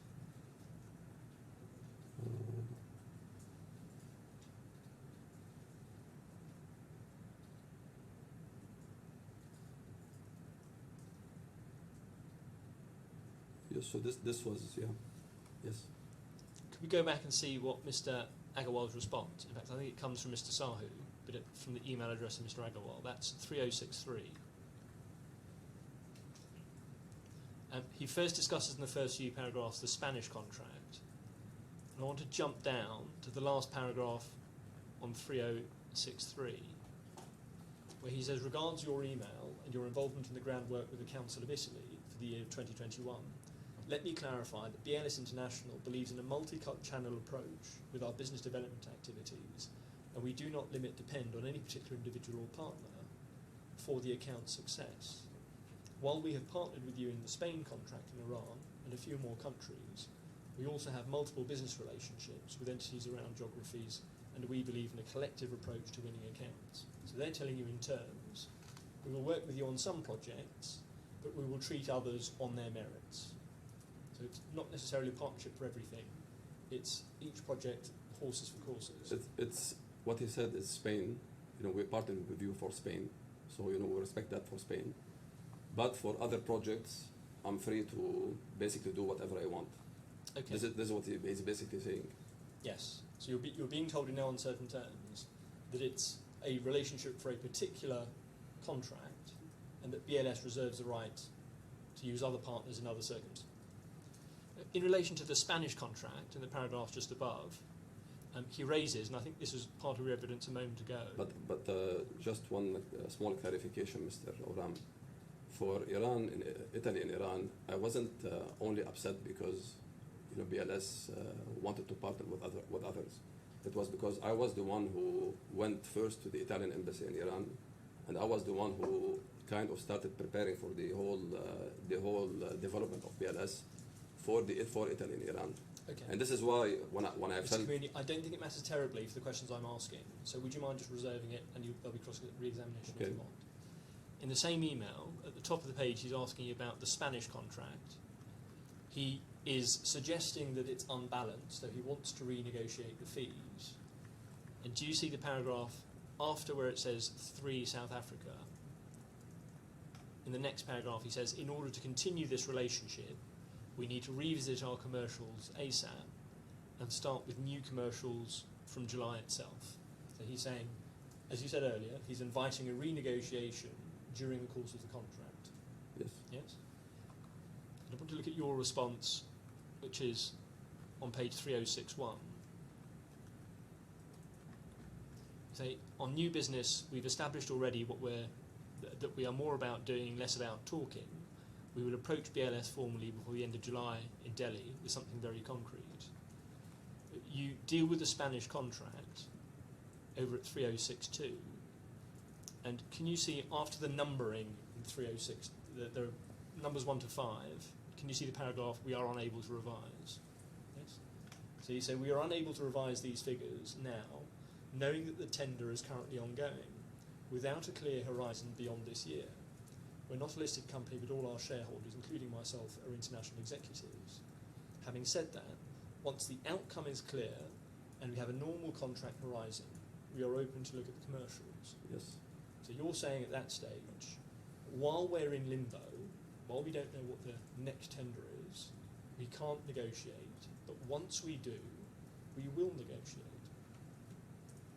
So what we are saying here is that for any businessman or any company to negotiate, you need to understand your horizon. And the tender horizon is not in the hands of BLS. The tender horizon is in the hands of the Spanish Ministry of Foreign Affairs. So all I said here is once that tender is renewed, me and you, we know that what is happening with that tender. We both know if you are successful, then I'm open to renegotiate, and it's very normal, definitely. You're not talking about a tender horizon, Mr. Kamuni, you're talking about a contract horizon. Would you look at the paragraph that says, having said that, once the outcome is clear and we have a normal contract horizon, we're open to look at the commercials. Yes, definitely, because our contract extends with the tender, which means the tender, okay, this is in dispute, Mr. Oram, but our understanding, I cannot expect my contract to continue if BLS lost the tender. It's done. It's not for me to decide or for anybody to decide. It's Ministry of Foreign Affairs of Spain. So if BLS was to lose the tender, definitely I don't have a contract horizon. But once I see a contract horizon, definitely let's come in good faith and negotiate. And we've done it two, 3 times. This is not the first time. So there, okay, let's continue before we fast forward. I'll move on, but I'm suggesting you're recognising in this email that there is a current uncertainty because you don't know if the tender is going to be awarded to BLS. That's the first point.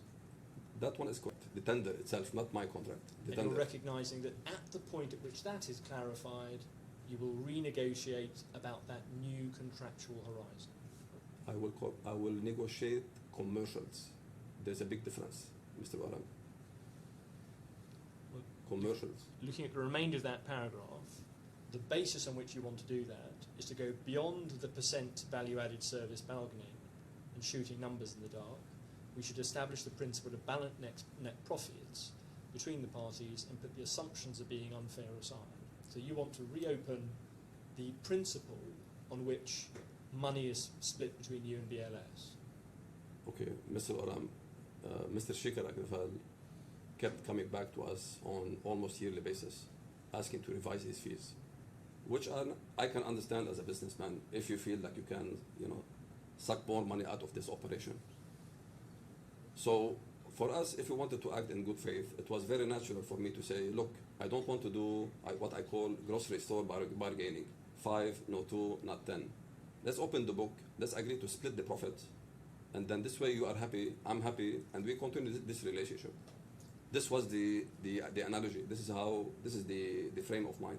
But inherent in that, when you came to sit down and negotiate, even you would want to change the way in which the contract was structured. That meant you had to renegotiate it.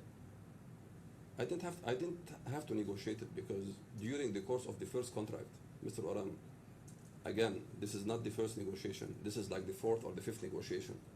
And some of them, I will tell you that they were harsher. They were harsher in Delhi than what we saw by email.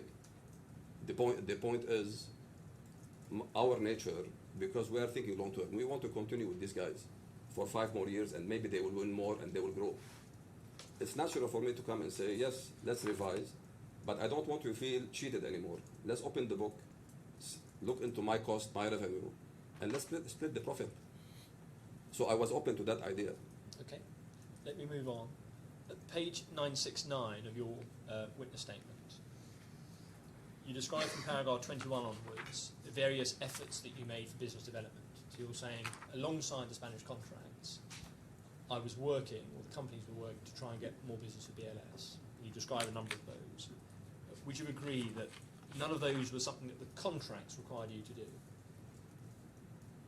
No, I was not obliged to do that by contract. And so you were doing it effectively at risk, but in the hope that if BLS got it, you would then be given the work. At risk. I mean, this is so there is something I think here that needs to be noted, is that I try to formalize this relationship with BLS because BLS depended on us for this kind of effort locally. So we were kind of the foot soldiers in terms of business development for BLS. We were helping each other. I tried to formalize this relationship with them in 2019, whereby I said, okay, how do I protect myself in the event that I go get you an opportunity and I hand it over to you on a silver platter? How do I do that? I try to formalize it. You know, I give the example of the Cyprus contract. Mr. Committee, my question was, in relation to these projects, there was no contractual requirement to do it. You were doing it in the hope of getting those tenders and then being appointed, but it was extra contractual. It was at risk. It was growing together. That was the mindset. You know, BLS had only Spain in those markets, Mr. Oran. So what happens if BLS lose Spain? We lose presence also in the market. So I have an interest myself to grow the business. I don't even need it to be contractual. And if we continue through page 972 of your witness statement, at paragraph 27, you're referring to a collaboration agreement, and I suspect, is that the agreement you were referring to, about you were trying to formalise this? Yes. And in relation to that, the collaboration agreement you proposed, BLS didn't want to sign, did they? We reached the very final stage, and for whatever reason, they did not sign. Okay. You know, we spent a good amount of time negotiating protection, mutual protection, and preserving everybody's interest. And the last stage, they just simply refused to sign. And you know, in the last sentence of that paragraph, you say that you interpreted this as an unwillingness on the part of BLS to commit formally to shared growth initiatives. So you left that exercise knowing, as Mr. Sahu told you in that email, that for each BLS would do it on a case-by-case basis, but there wasn't going to be a formal agreement for a long-term partnership. I understood that.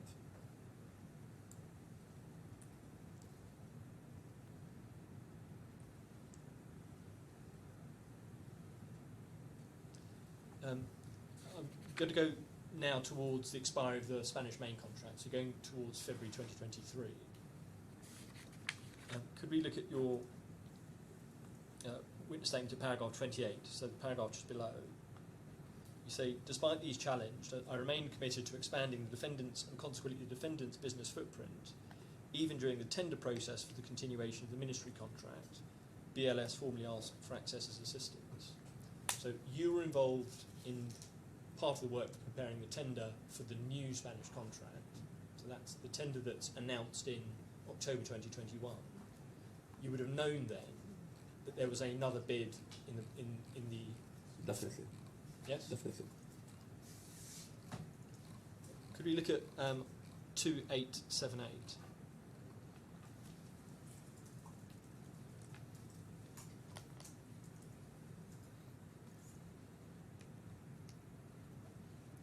This is the discussions about that bid. So it's on 28th of November 2021 that you were aware that BLS was putting a bid for a new public procurement exercise. Yes, I knew that. And We knew that from the beginning. It's not right off the bat. Presumably you're also anticipating that there were going to be other bidders, and it wasn't a foregone conclusion that BLS were going to get it. It's a bid. You know, it could be VFS, it could be TLS, it could be any other company.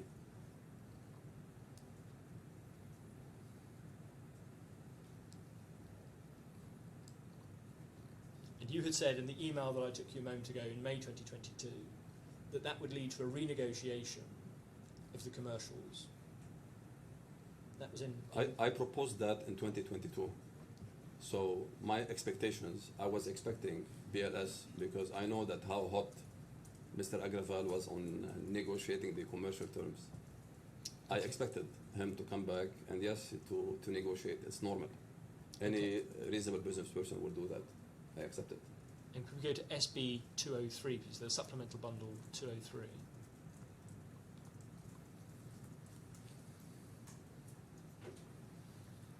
This is a text that I think you send to Mr. Agarwal on the 19th of November. You text him, "Congratulations, Shikar, on the Spain renewal. We're very proud of you. BLS is always Nidal." Yes. So you knew by that stage that the award had been made in principle, but the contract hadn't yet been signed. Is that right? Yes, I was notified verbally, but it's not. It's usually a very strong signal that you got the contract. Well, it's been awarded. There isn't yet a contract in place. Would you take it from me that the main Spanish contract ends in February 2023? So the purpose of these questions, the Spanish contract ends in February 2023. This is not covered over the course of this trial. At that time, I didn't know that it ends in February 2023. Well, that's why I've been taking you through these documents to establish what you did know. You knew in May 2022 that there was going to be a commercial renegotiation. You knew in November 2021 that there was a bid being put together. You knew in November 2022 that an award had been made in principle. So around this time, you must be anticipating we're going to have another negotiation. Yes. I mean, we don't know. Maybe he will. I mean, theoretically, but I knew that he will for sure. It will come. On the 25th of February 2023, let's just say in February, at the time that this ends, the contract ends, you had no discussions or negotiations with BLS at that point about what was to happen, did you? No. And the only time you negotiate anything is from the start of July 2023, when there's an email exchange. Is that right? Well, correct. So all that happens in February 2023 is you all keep going. I mean, for me, you have to understand the frame of mind. We have a BLS won the contract, won the tender. This is the news I got in November 2022. So, okay, great news. As per our contract, we are continuing. This is the frame of mind I'm entering this really. I'm continuing. So, going back to your point, on February 2023, yes, I was under the impression that I'm continuing. There was no indication or negotiation or anything.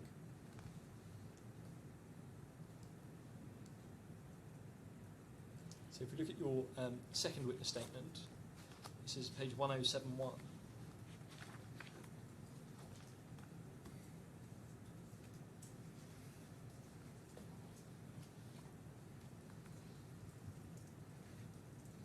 Use paragraph 6 with reference to Mr. Sahu's witness statement. It's not correct that the defendant was in constant communication to keep us informed of its position with the Spanish ministry.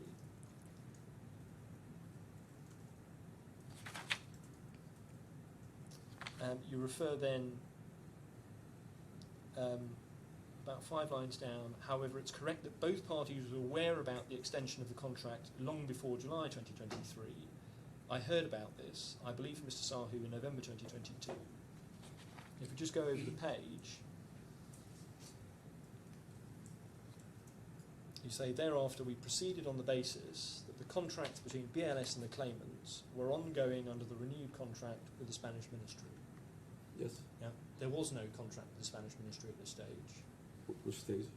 Well, February 2023, it had ended. So you weren't proceeding under any contract, you were just continuing as before. No. This February 2023 is something I knew about during the course of these proceedings. For me, in all my conversation with BLS, there is nothing called February 2023. There is a tender, because these tenders sometimes you can have an extension. It's not abnormal to have an extension. I know that. Okay, the procurement people at the ministries, sometimes they are slow, sometimes there are other reasons. They can tell you, they can ask for an extension. So you can easily get 1 year or 2 years more before you finish the procurement. So for me, I didn't know about this date. This date came in the light of these proceedings only. Well, Mr. Karini, I've taken you through the documents about what you knew coming through to November. Yes, Mr. Ambek, but because you are asking me about something specific, did I know about February? Let me answer the question, please, then we can have the answer. And you just told me that there was no discussion at all until you get to July. In this paragraph, you're describing after that third line a number of things that you say led you to believe that the contract was continuing. You see that? So you say, I recall a meeting I had in New Delhi with Mr. Agarwal in October 2022, in which it was expressly agreed, and I recorded contemporaneously, that the parties would deepen their collaboration with respect to Spain and further expand the partnership in respect of Access's newly acquired Ghana overseas project. So the first thing you referred to is a meeting with Mr. Agarwal in October 2022, yes? Yes. The second That's before we even knew even himself, he didn't know about the result of the tender at that time. At October, he wouldn't have done. Yeah. No, hadn't been awarded. Neither one of us would have known. So we agree that that event couldn't have been any discussion about continuation of the Spanish military contract. What do you mean? Clarify, No please. one knew about it. It hadn't been awarded. It's an agreement. I went to New Delhi. I met with Mr. Agraval, and we agreed on both. If of course there is an if, because also he can lose the Spanish tender. If we renew the Spanish tender, we will take more countries for Spain. And in exchange, what I told him that also Mr. Agraval, we have a contract for Ghana overseas. We will also give you, then we opened about US and some other countries. So here it was this meeting. I didn't know about the renewal. He didn't know also about the result. So it's kind of an agreement. And then I sent an email saying, okay, this is what we agreed on. Mr. Capelli, Of course, it doesn't. There was no discussion or agreement in October 22 about you having any entitlement to an extended term of any nature. I disagree with that. So it's your case that there was an agreement in October that there would be an extended term, was there? There will be an extended term, and I will even have more countries for Spain, not only an extended term. So if I want to go back to that meeting and to that email which I sent, we are running 4 countries for BLS for Spain. Well, can I be clear, Mr. Glennie? Are you saying your evidence is that there was an agreement in October 22 for a fixed term if the tender was won? No, there was no. We were not talking about fixed term, Mr. Oram. What I'm saying is, in October 2022, the conversation I had with the chairman of BLS, if we continue, Nidal, you will continue with us for Spain in the 4 countries where you are operating. Not only that, we might have some other countries for you. So it was about expansion, going into new countries. And in exchange, I brought the opportunity of Ghana. I said, we have Ghana overseas. Why don't we do it together? We are partners. This was the conversation. Could you look, now, please? is there a contract? No, there is no contract at that time, of course, because he doesn't know that whether he will win the tender or not. Could you look, please, at 2876?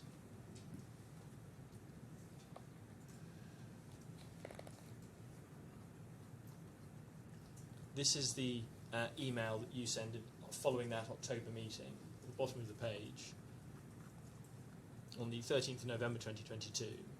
So, Mr. Dickwell, it's a pleasure meeting you in Delhi. Thank you for your hospitality. And over the page, in relation to the Spanish contracts, it's point 2. We look to extend the countries we manage for BLS within Spain or other new projects to cover new countries. Okay, so that's exactly my point. And going back to the previous one, 2876, the second paragraph in your follow-up email is, regarding point number 2, we await update from your side based on the ongoing tender. So there's nothing in these emails to suggest anything was agreed about any extension. I'm a bit if the contract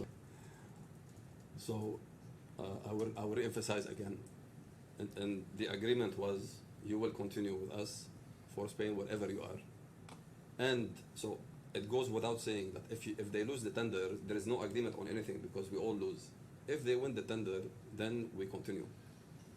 But not only that, and here I'm referring to this email, you will get more countries for Spain, based, of course, on the outcome of the tender. Because if there is no tender, if there is no result, everything falls apart. So it's natural. William, going back to your witness statement in paragraph 6, this is page 1074. The first event that you've described is that meeting with Mr. Agarwal. I suggest to you that it had no impact on what was going to happen in relation to the Spain tender. The second event that you're describing is about 10 lines down, Do you see the sentence that begins around the same period? That's been corrected, I think, to Yes, so that's just been modified. in December. One year ago. So the defendant formally asked us to assist in preparing its tender submissions and separately sought our support in expanding operations in Lebanon and other territories to cover national and student visas. So you rely on an instruction that was given to you to start to work on the Spanish visas. Is that right? So this is fast forward to 2023, right? Yes. Okay. So here what we are saying is, you know, in around March, April, around that time, we were requested by BLS to go and expand for new services. And not only new services, they told us to change offices. I give the example of Lebanon. So it's for me, it's part. I mean, it's these are new services. Later on, you know, in the course of this trial, we saw that this is part of the new tender of Spain. And is it in your evidence then that had the significance of meaning that there was a continued contract because of that instruction? It's the whole picture. So for me, I'm painting the whole. Mr. Oram, you have to see the whole story. Well, what's relevant about that instruction? Let me ask that. Why do you say it has significance? Because you're talking about Spanish visa. So the instruction to cover the national and student visas. Why was that significant? Because you have to make investment.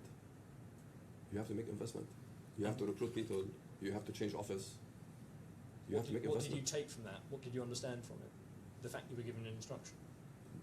Okay, business is good. We're expanding. This is what I understood. What would any businessman understand when you come and ask him, I'm getting you more business, and go and get more offices?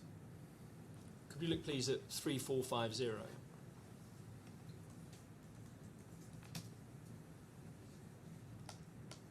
The first set of emails that relate to this are in July 2023. I'm just going to scan down without reading. So it's the first one is between Miss Ayoub and Buparada from the Spanish embassy. And if we just flick down that thread, this entire thread is between the ministry and you. BLS isn't involved, is it? Okay, I mean these are operational. Okay. Okay. I will not be able to comment right now on BLS involved or not, but I know for sure, for certain. And also, I'm sure you can cross-examine it in the witness statement of my colleague, because he was directly involved in the rollout of that. When did we receive the instruction, etc.? Were you not involved in these instructions about the Spanish national visa? No, I knew about it, but I was not involved in the day-to-day operations, because for me, once we have a request from BLS to expand and to get in the office, yes, I know about it, I endorse it, that's fine. Operations people, please make it happen. That's what usually happens. If we look at page 3454, on the 12th of May, Mr. Youb writes to the embassy and says, as per your visit today and discussion related to the national visa, please find below all points captured during our time that we met together. And the first point is office facilities. Mission is awaiting feedback from Madrid if BLS can keep Brazil while processing national visa or not. So the issue here was you were at the time processing visas for two separate countries, Brazil and Spain, in the same office, and Spain wanted you to separate them out. Is that right? It wanted to have its own place for Spanish visas. Correct. So this discussion is about that separation and the office facilities that were necessary. Correct. They ask you the appointment system to include the national visa within the appointment system.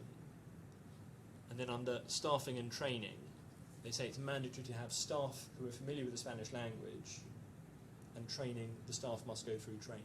So what you're asked to do was to separate out the visa application centre so that Spain is on its own, So to employ staff, train staff, and to change the system to reflect the national visa. Is that right? yes. And if we go to page 3451,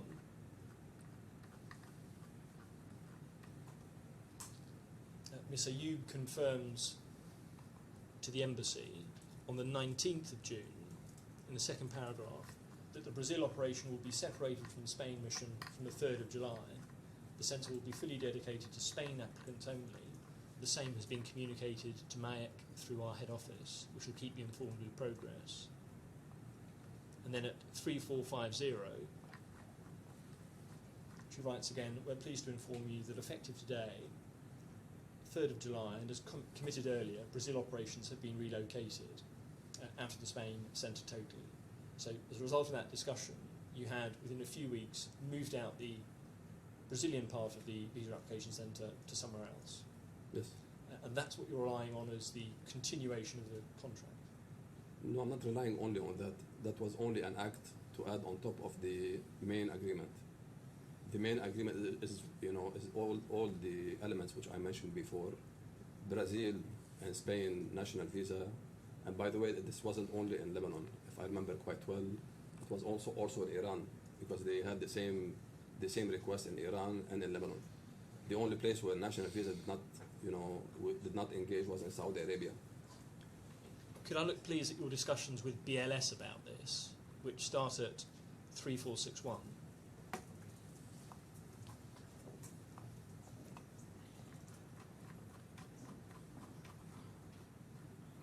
So on 19th of June, that's the same day as Ms. Ayoub tells the Ministry that it's going to be explored, Mr. Batnagar writes to Anne Kurian, internally in BLS, "Hi Anne, refer to the email below. Please be informed that we need to quickly move out the non-Schengen operations from the Spain BAC at Lebanon. This is quite urgent and we need to respond to MOFA." That, on the previous page, 3460, Ms. Kurian writes to your colleague, "This is to bring you notice that there's a complaint gone from the local mission to MOFA about operating the Brazil mission along with the Spain BAC. We will need to take immediate action to move the Brazil operation into a separate facility." And at the bottom of that page, "Please do let me know how soon we can make the changes and move other operations so that we can intimate the MOFA about this change." That's the 19th of June. There's one more email and then I'll ask you a question. 3458.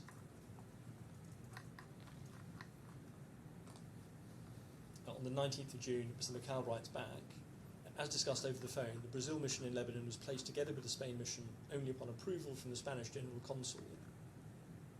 In the next paragraph, "The current CG was well aware since day one, but as we came across the national visa, she raised the point that she needs Brazil out and that she will check with MAAC and get back to us." And then the next paragraph, "In all cases, as informed before, once we've received confirmation from MAEC now, we will need to move Brazil, there are no issues, we won't be waiting any further, and we will be taking the necessary steps to be moving Brazil with immediate effect to an extra space that we have next to Spain VAC, but outside."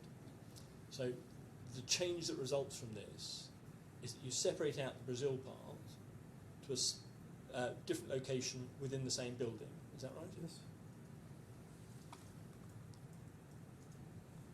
On the 3rd of July on the same page, Mr. McCall confirms to Ms. Kurian that the Brazil operation has been moved successfully, which at 3457, Ms. Kurian confirms on the 4th of July. And then if you go back to 3456, that's the extent of the chain that you've relied on, or that you've exhibited to your witness statement. There's nothing in that passage in which there's any suggestion that results in an extension of the contract, is there? This is okay. Can you clarify this question? Well, there's no discussion here about we're asking you to do this because we want to extend our subcontract with you. This kind of conversation do not happen between and Korean, and this is pure operations. This is talking about the logistics, move the office, change, etc. For me, this is has nothing to do with the contract. The contract, as I mentioned, even if they told me at that time, get us a new 500 square meter office in Saudi Arabia because we want to do this international visa, I would have accepted. So can I go back to your witness statements at 1074? And looking at paragraph 6 still, and after you've described this, I'm picking up from 1, 2, 3, 4, 5, So it's 7 lines from the bottom of paragraph 6. Just after you cite Mr. McCahal 1, you say these acts were all premised on the continuation of the relationship under the existing contracts between the claimants. Now, do you see that? Where's that? Sorry, it's 1074. It's about bottom.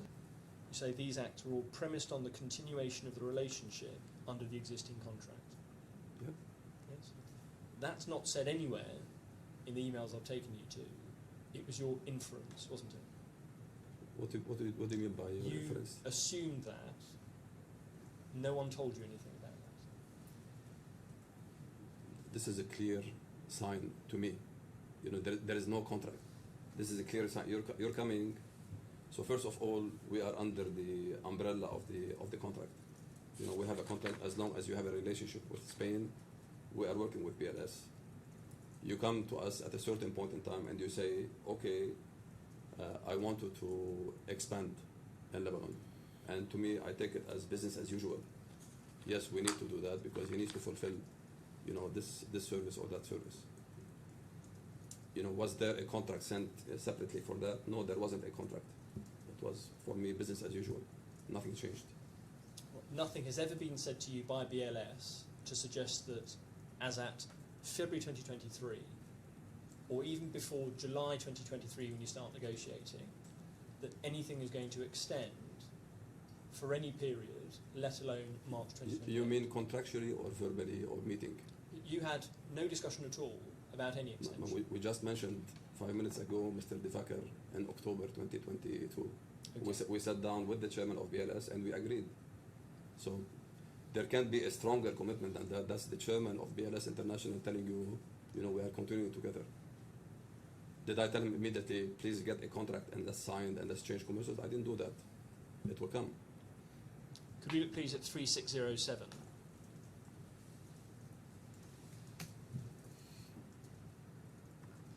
In July 2023, there starts a negotiation about commercial terms. So at the bottom Yes. of this page is an email from Mr. Sahu on the 3rd of July. Yes. This is the negotiation that you had been expecting from May 2022 that I took you to the email to earlier. Is that right?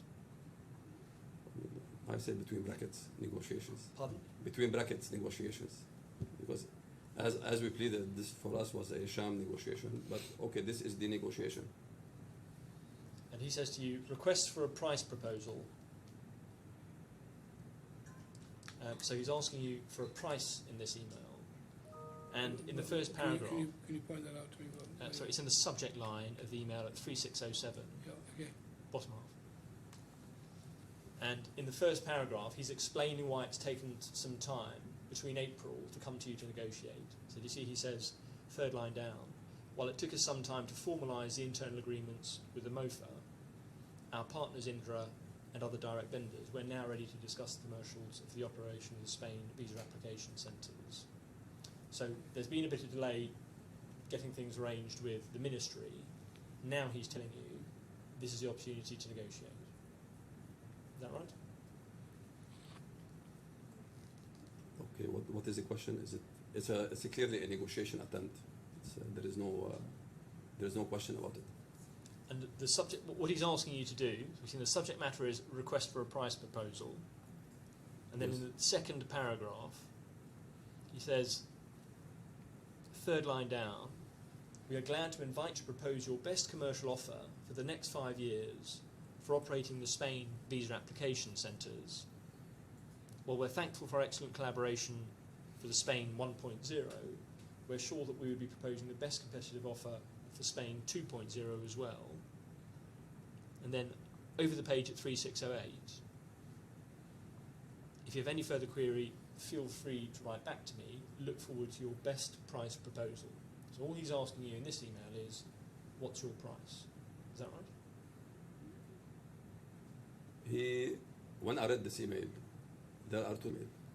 First, he says that we are listed company in the BSE and in New Delhi Stock Exchange, and we have strict governance compliance, whereby the understanding is that this compliance requires us to kind of have a price gauge, because they need to know whether they are getting the best deal in the market. That's my understanding of what I'm asking you what the substance of what he's saying is. Give us your price. Do you disagree with that? But he wants a price, yeah, or he asked for a price. And in your discussions in May, you had already thought about your price because you're explaining to Mr. Agarwal, we want to do it on a different basis that's on a profit Yes. split. We said once you renew the tender or you get the tender, we are open to renew commercials, and So- therefore we engage. So although it's a short period of response, for a price, it's not unreasonable. Just tell us your price. It's very unreasonable because you have to check the volumes, you have to see if he wants new services, if you need to take new offices. There is a financial exercise to be done behind that. He's not asking you for a full proposal, and he's setting out in his email a few changes in the new contract. The service fee has changed, national visas are included, governance standards, and BV checks. It makes a big difference, Mr. Oram, because here it's not enough only for him to tell you that. You need to know what are the volumes. If you see the volumes right now, which we saw 2 years now after they take over, BLS volumes skyrocketed. So we're talking 40-50% more volumes. This is the new projection. So your price, actually, even if you wanted to give a bid, your price will be much cheaper. Cost per application goes down with volume. So we have the fixed cost. We need to know whether do you need new offices for that? As we saw right now in the actual implementation, BLS couldn't fit even in our old office. So they needed 2 gigantic offices or to fit the new volume. And of course, you cannot negotiate a price like that based on a simple, within 24 hours, give me your price. What is the volume? What are the services? Mr. Sahu doesn't know at the time that he's writing this email what the projected volumes are going to be for this work. He didn't mention that. Where is that? No, why would he know what's going to happen under this contract? He has the history from the Spanish ministry. The Spanish ministry, they have a history. This is not projected volume. This is the Spanish ministry was doing this function internally for the past maybe 10 years. Now they are coming to BLS and saying, okay, we have this new volume, and here you go. This is additional volume for BLS. So of course he knows. What's the volume you're referring to? So I don't understand. National visa, the additional scope which he mentioned here, because here he says there are new categories of visa which are mentioned. What would Mr. Sahu know that you didn't know as someone who's running all the centres? Volumes of national visa. Mr. Sahu is stating here he has new scope, new categories of visa. As a matter of fact, when we saw it 2 years now after the implementation, his volume skyrocketed by 50%, and that has a huge implication on the cost and on the cost per application. Could we look at your response on the 4th of July at 3605?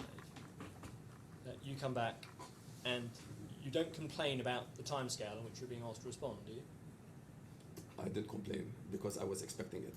I was expecting Sheikh Al-Agrawal to come back and say, I want to negotiate Saudi Arabia. Okay. And here... And you offer 2 proposals. So, the second paragraph, you see where it says, our approach for the new mandate. I'm pausing there.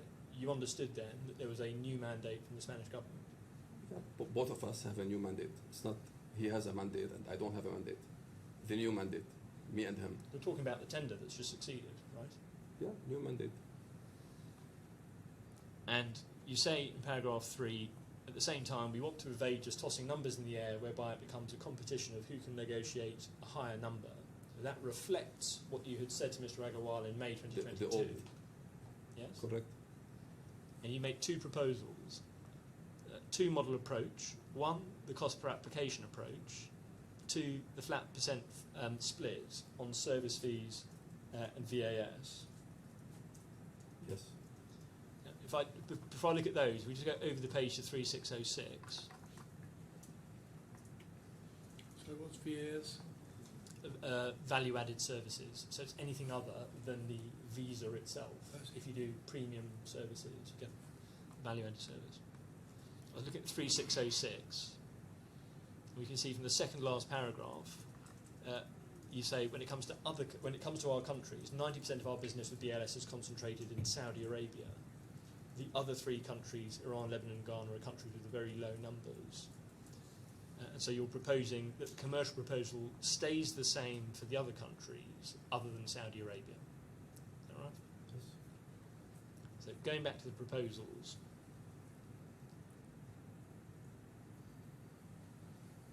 under the second proposal, so this is 3606, our proposal for flat BLS percentage, 4.45 euros on the service fees and 40% on VAS. The condition for this is to deduct the taxation, which is a very heavy cost on us otherwise, and what made the previous model go into the multiple back and forth on commercials. So you're improving your offer in respect of the underlying numbers, but you're suggesting that some of the indirect costs of the operation have to be absorbed by BLS. Not BLS, it's absorbed because here we're talking cost per application. Here it's financial calculation purely. Here it's a financial calculation. It's not saying that BLS will absorb after deducting from the cost. But deducting the taxation was something that BLS wasn't doing previously, was it? Taxation was on your side. The model previously with BLS was very simple. €3 per application, if I remember well, and 25% on VAS minus cost of VAS. This is as far as, you know, and BLS was not involved in the taxation. Here I came up with a new approach. I did not respond to what he requested, you know, the very simple price per application. Okay. I came back to him with the approach which we discussed together with Mr. Agraval Shika back then in May 2022, if I remember. The figures that you're proposing here are less than Mr. Agarwal had said he wanted back in May 2022. It's actually much more. This is actually much more. Well, should we look at, so bear in mind these figures, and you go please to 3063.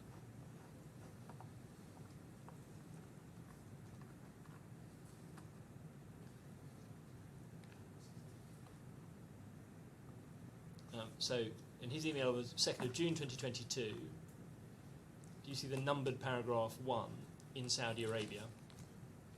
So I'm looking at page 3063.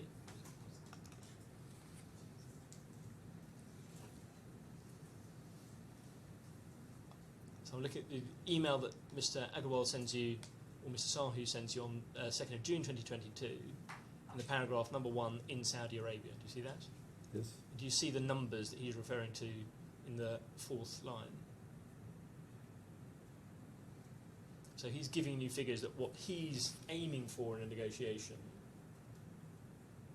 and what you're offering in July 2023. Sorry, excuse me, which line? So do you see this is highly unjustified sharing, and we need to increase too? Do you Yes. see that? Right. And going back to the email I just took you to, that's 3606.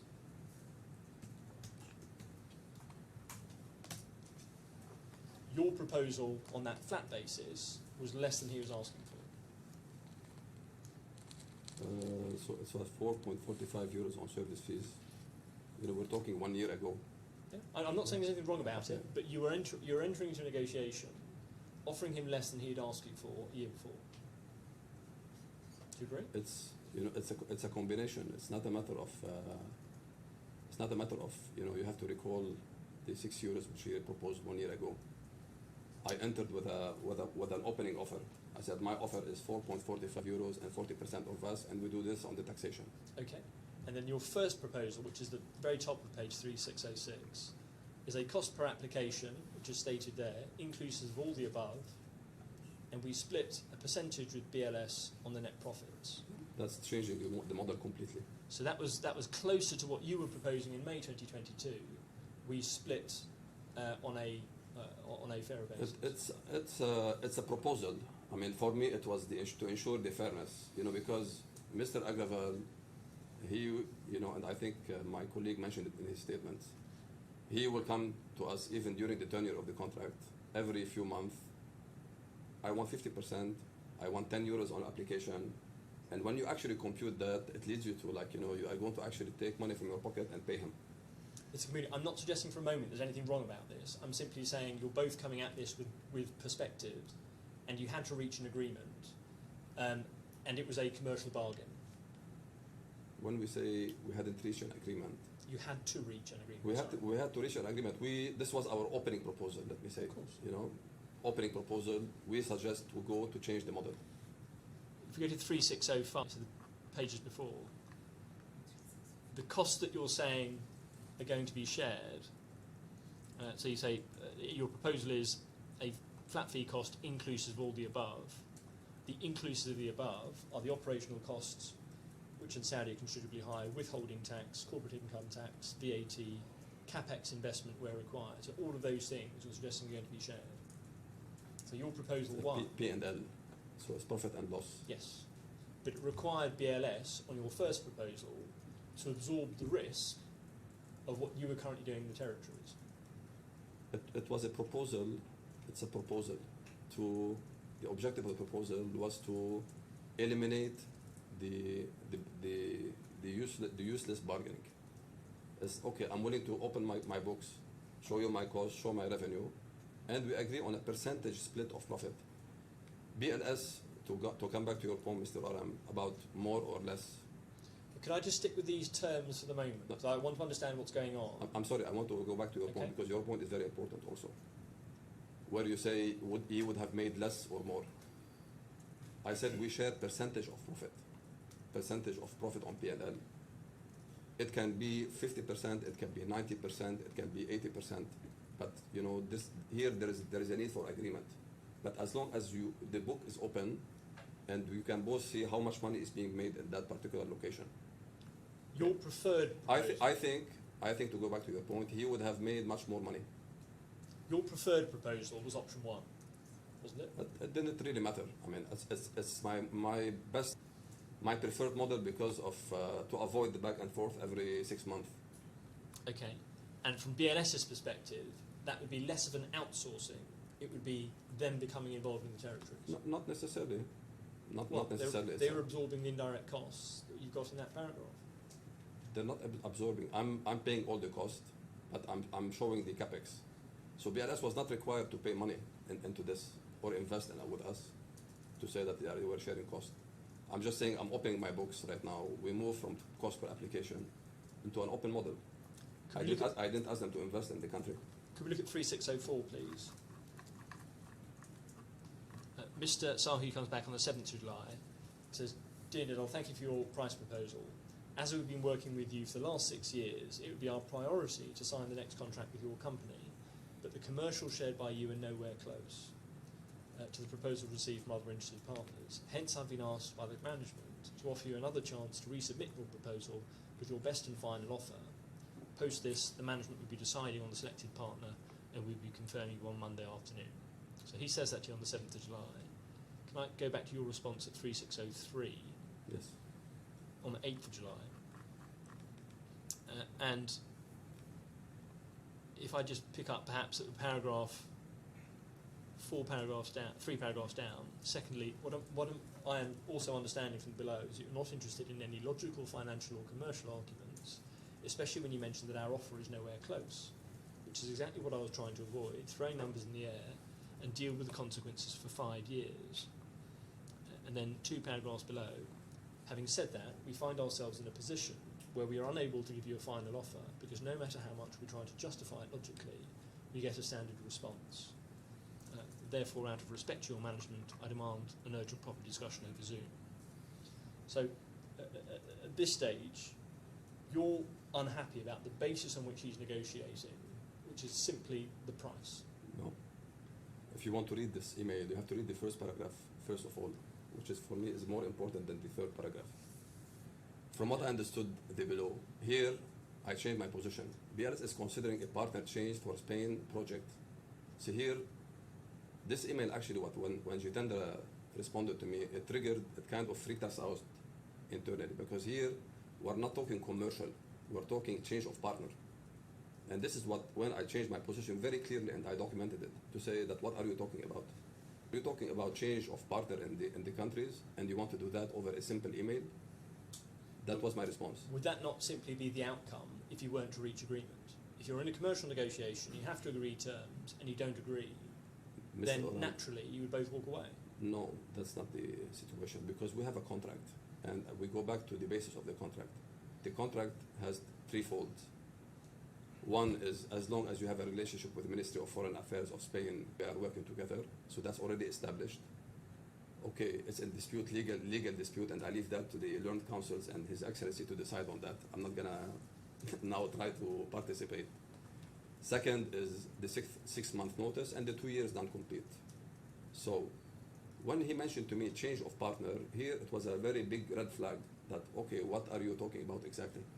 We were talking about commercial negotiation, you want a better price. That I understand, that I respect. But when you talk about change of partner, it's a whole different ballgame. Then, of course, I'm not going to give you an offer. I'm going to stop engaging. Please call your management. I would like to meet them and see what is going on. It was that simple. I didn't even say this is not going to be. I wanted to be serious. Of course, in the course of these proceedings, we know that already by this time they've already put their offices in place. But can we stick for the moment to this? I wanted to understand why you think that change of partner was objectionable. Was that because you thought at this time you had an ongoing contract that lasted until 2028? yes, we had the premise. You know, at that time we go back to the whole picture, Mr. Oram. And is that why you're upset that there's going to be a change of partner? No, you know, I was troubled with the change, with this word change of partner, because we go back to the full picture. Conversation and agreement, verbal, you know, it's not contractual, with Mr. Agraval and Delhi back in October. Then we get to the action, you know, okay, now implement services here and there, Spain, national visa, etc. Then, so, okay, we are continuing business as usual. So when you mention change of partner, it's of course a very, very big red flag, because here I'm smelling something which I don't like. Let me ask you a last question before we break. Assume that you're wrong. Assume that there is no contractual obligation beyond the very next day. On that assumption, there's nothing wrong or unfair in BLS saying to you, I want a price, and if I'm not happy with that price, we walk away. Can you clarify this question, please? So- Sounds a bit legal question for No, me. I'm just asking you to assume, so you've explained what you thought was your contractual entitlement up at this point. Assume that they were entitled legally to walk away the next day, but there was a non-compete clause there. So that's the assumption. They could walk away tomorrow, there's no commitment up to 2028. If that's right, then it's not unreasonable or unfair for Mr. Sahu to be saying, give me your price, because that's all I'm interested in. That's a hypothetical question, and I cannot answer it for Mr. Sahu or what BLS would think. I know my side of the story. I cannot tell for Mr. Sahu whether he thinks that he's entitled. You know, obviously they felt they're entitled to vanish, but you know, that's their understanding how things should be done between partners. Okay. You're right, probably a good moment. Yes, we'll break for lunch now for an hour. Again, don't talk to anyone about the case, please. Thank you.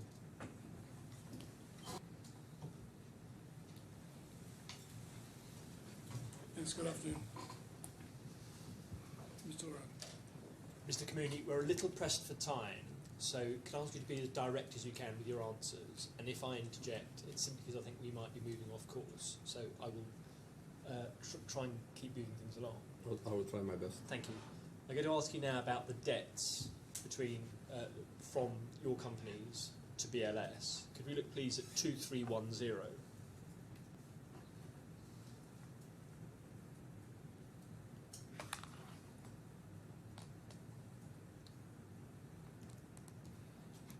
Transcription's not moving. I wonder if the transcriber there. That just moved. It's picked up, you're saying it's not moving. Oh right, just not my screen, fine. I'm showing you 2310, which is the commercial section of the KSA contract. Bullet point 1 is explaining that Access will receive the visa service fee and revenue from value-added services, out of which it'll reimburse BLS certain things. So we're discussing payments were actually made by applicants to the visa application centres, Yes, by card or cash, which were being received periodically. correct. And out of that, you would discharge certain sums to BLS. So, I will discharge certain sums to the local embassy and to BLS, not only BLS. Yes.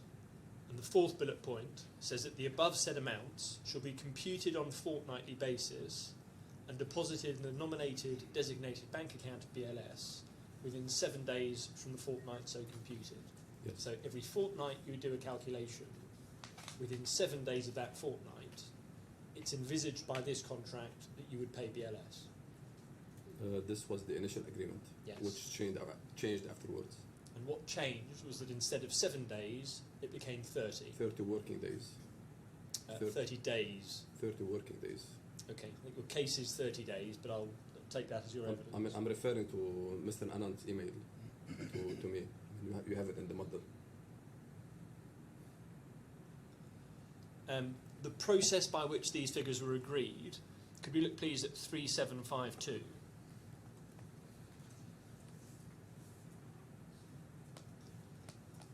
So this is a string of emails between the finance department of Access and the finance department of BLS. Yes. The bottom email is someone from Carried On, who is the accounting provider of BLS, to your finance manager, asking her to confirm the attached invoices. Yes. If we look at the subject line, it's actually working invoices. So it's a draft invoice relating to a number of territories. Yes? Yes. And then the response that comes back on the 18th of August from your finance manager was in respect of 3 of the territories confirmed. In respect of KSA, there are some adjustments. Do you see that? Yes. So this was a process that was done for each invoice, the finance departments putting forward a draft invoice, suggesting adjustments if they were necessary, and then agreeing it with an invoice to be raised afterwards. Indeed. This attachment had 3 different territories, but could we look at one, which is Iran at 3635?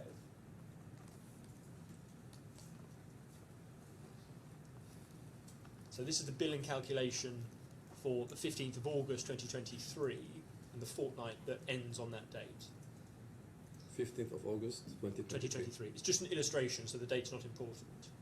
Top left, you've called this Indonesia. That was simply because you had a code for Iran that you'd call that Indonesia. We didn't want it to be, Iran sanctioned, which means that all the banks are kind of, when they see Iran, you don't have to justify. They would not even allow you to justify. Okay.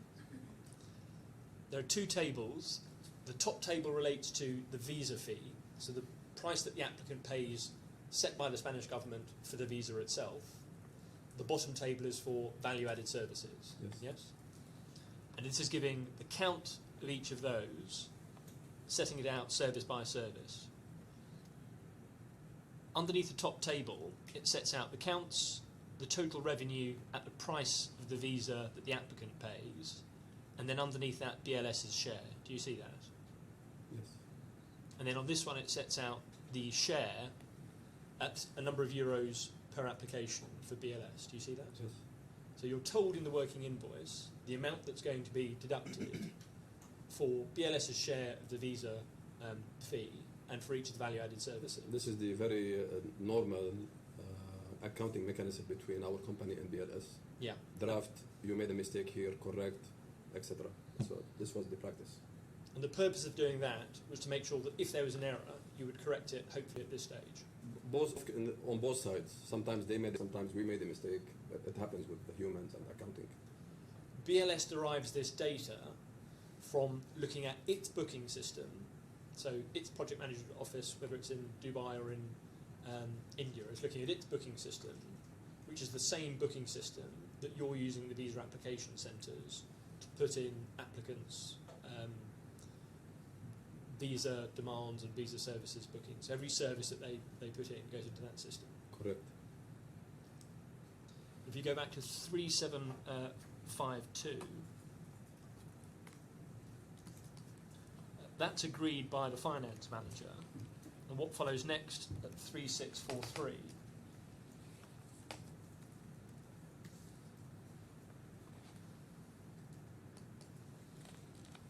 is the invoice that relates to that period. Do you see that? And the invoice date follows the date of the end of contract. So for this one, it's the 15th of August, and the invoice is backdated to the date of the end. I do not dispute the process. No? The Okay. process is very clear. So So the date of payment would be 30 days from, in this case, the 15th of August, on what was agreed. I will not be able to comment, I mean, on the exact invoice unless, you know, we do the, because as I said, you know, for me, from what I recall, it's 30 working days. So if you want to be forensic in the when was the due date, we have to put it in perspective. Could we look I'm not accountant myself. You know, for me, I don't see most of the invoices. I just know that. At this okay, stage, I don't think you need to be an accountant. All you're doing is calculating days from the date of invoice, and whatever the period is, and we've had your evidence, we know what your case is. It would be a number of days from the invoice date. Correct. Could we look at 3889, please?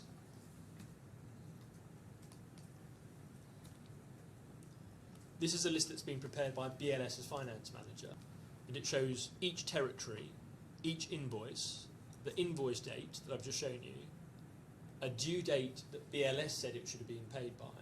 Now, in this case, it's plus 10 days from invoice, so it's slightly more than the contract, but less than the 30 days that you're suggesting. And then a date of receipt.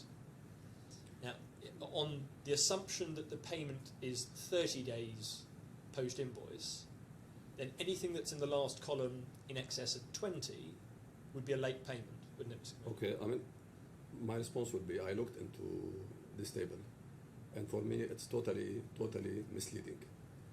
Because, for example, in this table, it shows COVID-19.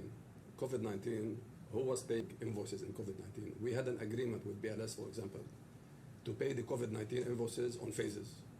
We have an agreement with that because so much invoices accumulated during COVID, and we said, okay, let us wait until we resume. It was an agreement. Wait until we resume business, and then we will settle it for you over time. And this is exactly what happened. We settled all their invoices over time. So if I want to use this data and extrapolate it into the future and say, oh, it's 7 days, it's 30 days, it's misleading. Well, Mr. Committee, let's ignore COVID for the moment. The very not first... not only COVID. I mean, I No, gave well- COVID just as an example. Well, let's look. The very first thing, line 1, is in December 2016, so it's well before COVID, and that's got a delay of 350 days. If you go down the first page, there's not one payment that's less than 20 days. This whole data is misleading. If I want to really look at it, we have to look at it in perspective. I don't know if our council will actually compute what was due and when, but a couple of things. First, so many times it was an agreement between us and BLS that, okay, you know, we operate in countries where there is no normal banking system. Iran, Lebanon, Ghana, and even Saudi Arabia had its restrictions. So your client understood the difficulties. It wasn't that they didn't understand. I will say that they were reasonable. I mean, it was a very collaborative approach between us and BLS. And so many times, even all the way until May 2023, even Shikar Agraval called me, myself, and said, oh, Nidal, I have an invoice which is delayed. I solved it for him. We put the effort. We made everybody run crazy to make sure that we satisfy him. And he sent me a thumbs up and saying thank you. Mr. Committee, let me just check what the scope of this dispute is. On this table, there's a date of receipt column. You don't dispute that, do you? Sorry, date? Date of receipt, when the payment was made. I don't. I mean, I presume. I mean, as I said, I presume it is the date because this. When we speak accounting and invoicing. I just want a straight answer for the moment, please, But I so need that to we know the understand invoice. what's going on. The date of payment. You've had a chance to look at these. There's no alternative date that's been suggested. So the date of payment's agreed. Date of payment again. You know, for me, I'm not. I didn't go into every single row of these and said. Did you know, check this is any what- of them? I know the concept of. I know what was happening in Benin. I cannot tell because you're asking me now under oath to say, did you check and did you confirm? I can't. Well, Mr. Committee, this has been part of the witness statements, and there's no contrary schedule that's been put forward by the claimants. You're giving reasons why payments were made late, but you agree that there were payments beyond the 30-day period that we've been discussing. I'm saying it has been this payment. If you want to portray it at, you know, there was a delay. All these delays were in agreement with your client. It wasn't that, you know, we're being painted as there was, you know, we had delays. Yes, sometimes in any commercial company, this is invoicing. You know, you send the invoice, they don't pay you on time, you chase your payment. Even in the legal world and the commercial world, you know, it happens. as long as it's in good spirit and good faith, no problem. And I personally solved it. So many times I got a call from the top man himself, whereby I was able to, move things around to make sure that, we don't have a problem. And So- BLS never, Mr. Oram, this BLS never complained to us about this matter. So was it your view that it didn't matter what the contract said, so long as you're acting in good faith, you can pay whenever you like? No, we do not need to pay whenever we like. I'll give you example, this issue of 7 days. Contractually, it's 7 days. When we hit the ground running, we found, okay, 7 days. If you want to make a transaction on Iran every 7 days, it's a hell of a nightmare. We will end up losing a lot of money, and it's impractical. So we sat down like, good business people with the MD of BLS and with his people, who are, half of them are here, and we agreed on a certain date. We said, okay, look, we need to extend it to 30 days. In some instances, Mr. Oran, because you are referring to this table, for example, a country like Iran and Lebanon, the agreement was 60 days. 60 days. Do you know why? Let me pause you, because this is not part of your pleaded case, so we don't need to worry about it. Your case is that it was 30 days. My case is that you are trying to tell me here that we are always late, and it's not the truth. And this whole table is Mr. misleading. Cooney, could you wait for the question, please? There was a meeting on the 1st of September 2022 between the heads of finance of Access and BLS. Do you recall that meeting? Yes, I do. And you were there. I don't remember if I was there, but I think I was there. We have so many meetings. The But purpose of that meeting was for BLS to express concern about the late payments that your companies were making. yes, Would you I look at wasn't- 3075, please?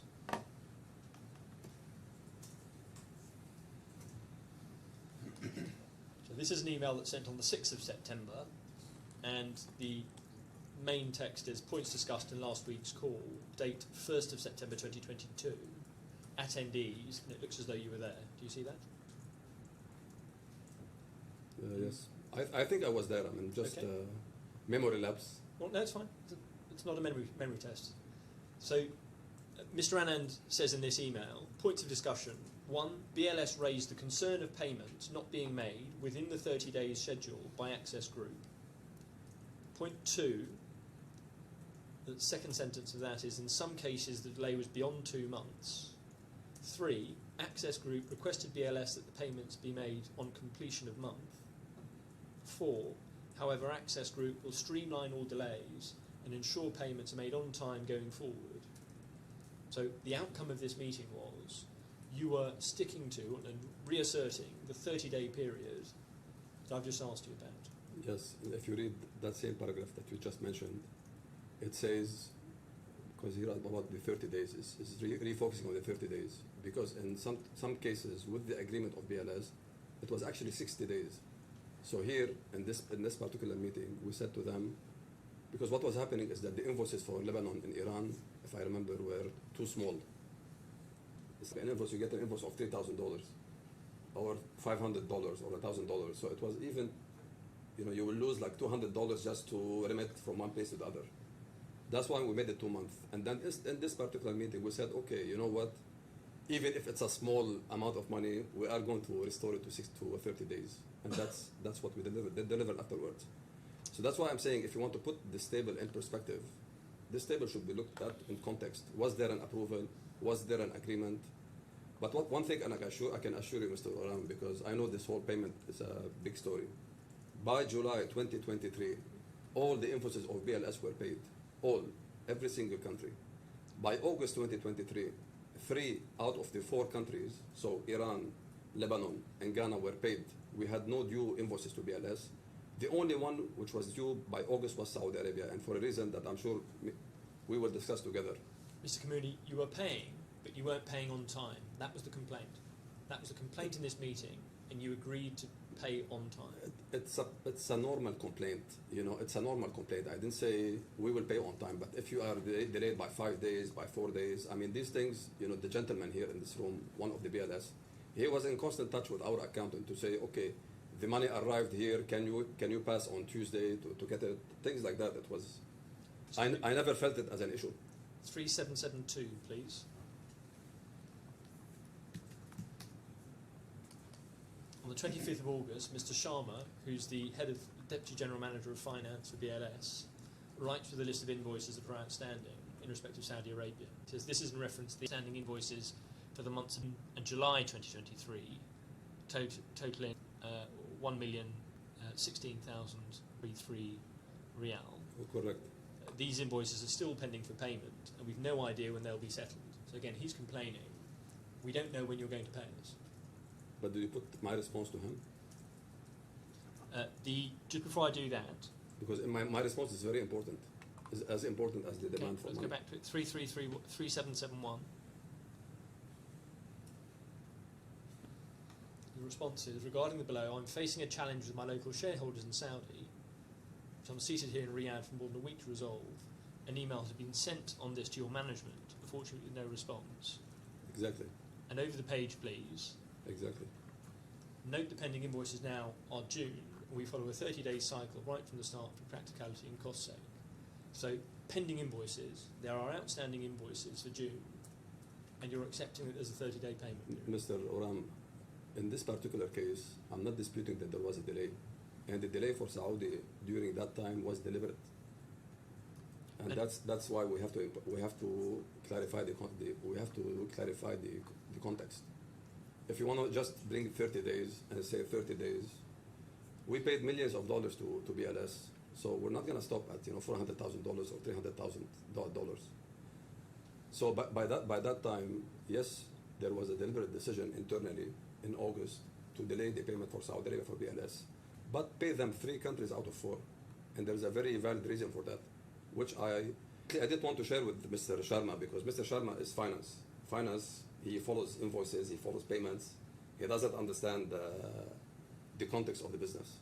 Mr. Kamuni, each of the invoices that's in that table had been agreed by the process that I've just taken you through between the finance teams, hadn't it? It has been agreed, but if you see our witness statement, Mr. Kamuni, a yes or no will be fine. is not enough, because there was an audit ongoing during this period, quarter 3, if I remember quite well, and they signaled to us that there is a mistake in the invoicing, which is not a big deal. I mean, if there is a mistake in the invoicing, Mr. Sharma, go ahead, correct your invoice. Mr. Kamuni, I'm going to come back to the overcharging. Could you focus a moment on the questions, please? Each of the invoices that came for those, as with all of BLS's invoices, suggested that a default in payment Mr. would result in an 18% interest Well, charge. first of all, there is nothing called 18% interest. We've never seen this before. I've never seen this before. Would you look in the special, the supplementary bundle at 1913, please? The invoice.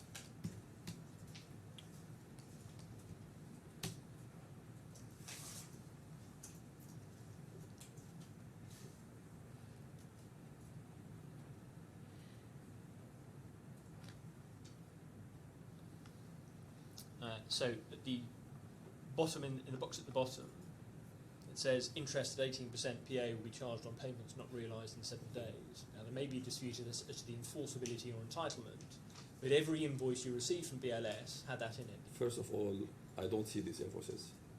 I do not agree to these invoices. This is something with the accounting department. Second, this was just something written in like a standard template in the fine lines.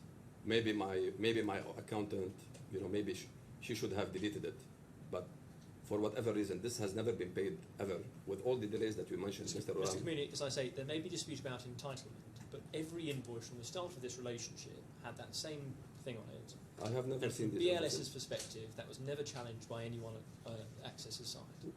We saw this, maybe, Well, personally. someone had access for it, because these invoices were going back and forth. Junior accountant will see such thing, but it doesn't mean that we as a management we agree on paying 20% delay. It's never in the contract. It's not contractual. You can't just bring 20% interest out of the blue and put it on us. What if there was 100% interest inside? What if there was 100%? Do we pay 100% interest just because the accountant saw the invoice? And could we look at 3771, which is the final email from you in this string? And on the 18th of September, you're saying to Mr. Sahu, based on the Zoom call last week with Prem, that progress has been made locally and I will hopefully be in a position to update you about payments for invoices due to BLS in a few days. Yes. So you're saying they are coming, we are going to pay, but we're not going to tell you when. No. What I'm saying, a progress has been made locally, because now maybe it's time to go back to the context. By that time, during this whole exchange, we have, and this is available in other emails with Mr. Saho, where I tell him point blank, Mr. Saho, I am seeing your people in the markets. Your people are establishing visa offices in Saudi and those locations. So, you know, everybody is like, you know, this is for us is like feeding your own Frankenstein.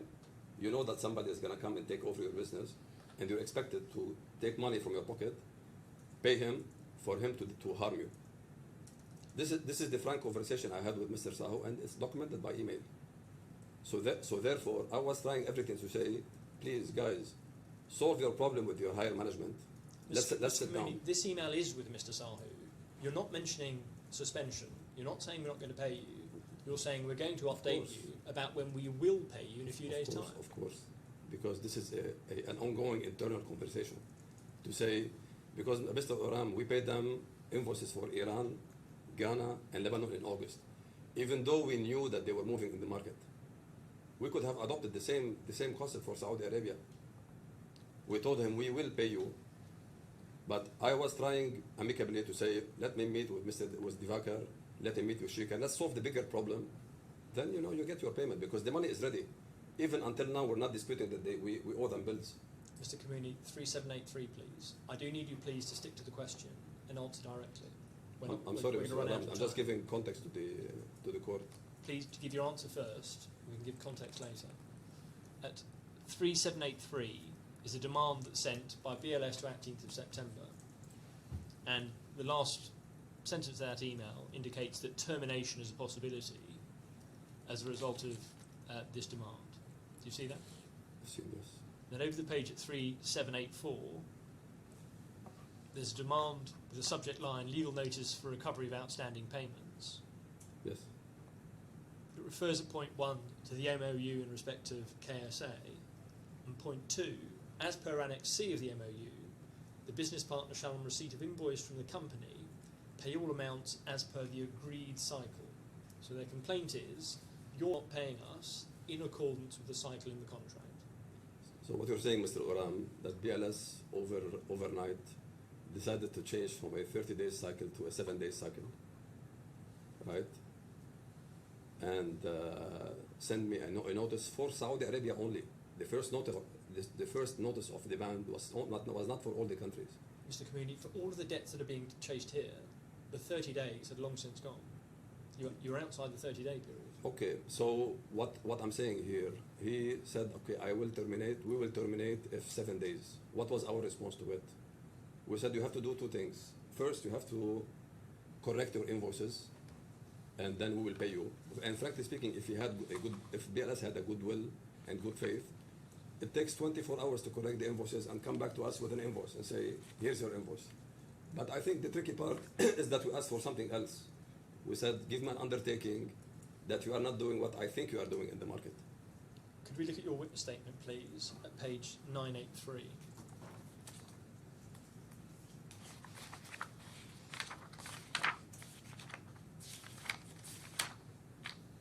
At page 54, you refer to that demand.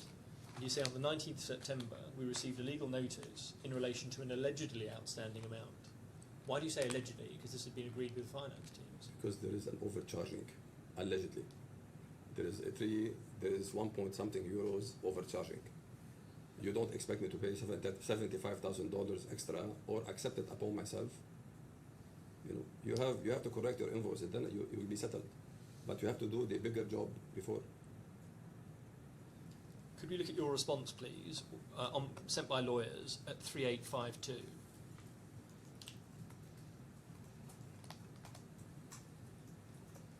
On the 27th of September, Mahmoud Hussain writes back to BLS. In paragraph 3, their response is, for the reasons outlined in paragraph 9 below, we reject the contents of your legal notice as if specifically traversed. So your response is, we deny the entitlement. Sorry, what was the paragraph? It's paragraph 3, the last sentence. That's not our response. We didn't say we denied the entitlement. We said we denied the legal notice being for 7 days. It's not the entitlement. Where are we disputing that? Well, could you look please at paragraph 9 at 3854? By this point in time, you had carried out your audit of what the additional service fee you say had been miscalculated, hadn't you? I don't remember the exact dates, but okay. Well, in paragraph 9.1, you've identified a figure of 166,000 real odd. Yeah. So you've done a calculation. Overcharging. Yes? So you've identified what's overcharged. And in this paragraph 9.1, you say our client rejects the contention that an amount is due in that sum to BLS under the MOUs. In fact, having conducted an internal audit, it appears that there's been overcharging of a figure that you've identified. Yes. So we're not denying the whole thing. We're saying we owe you money. Why didn't you pay the balance, Mr. Community?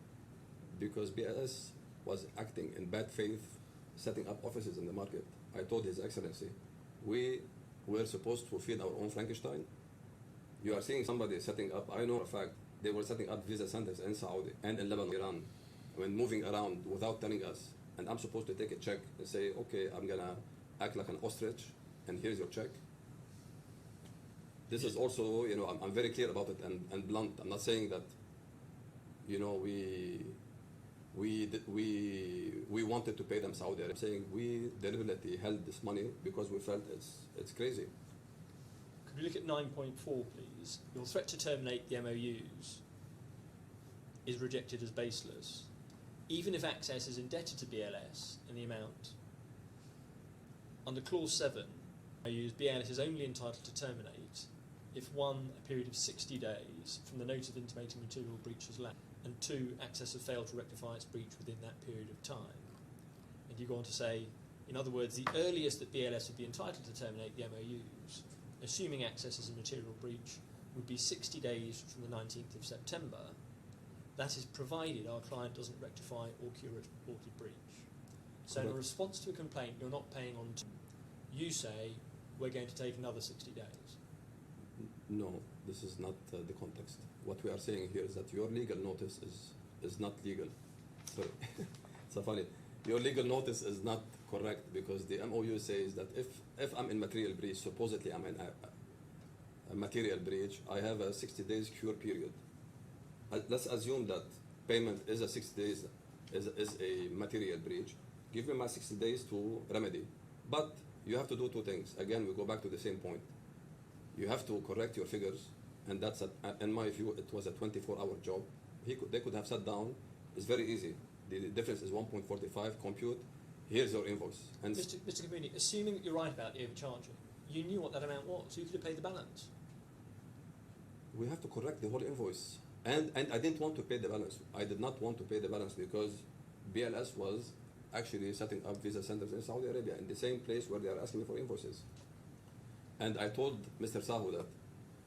I told him, Could you look at how come in July and August we were on time, we were already in the green. All the invoices of BLS were settled already in July, 3 out of 4 in August. So we're acting in good faith until the last minute. And then he says, okay, you have to pay me. So Mr. Oram, imagine if I paid him that.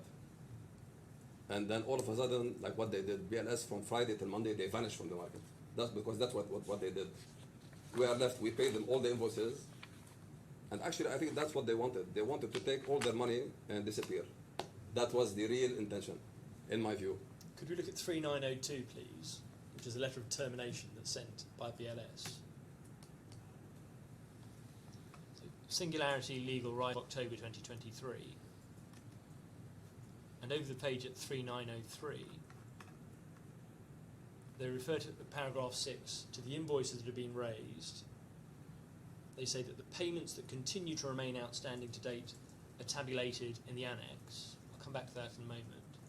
And at paragraph 7, they say it's trite that a party must perform its obligations if a time is fixed at that time.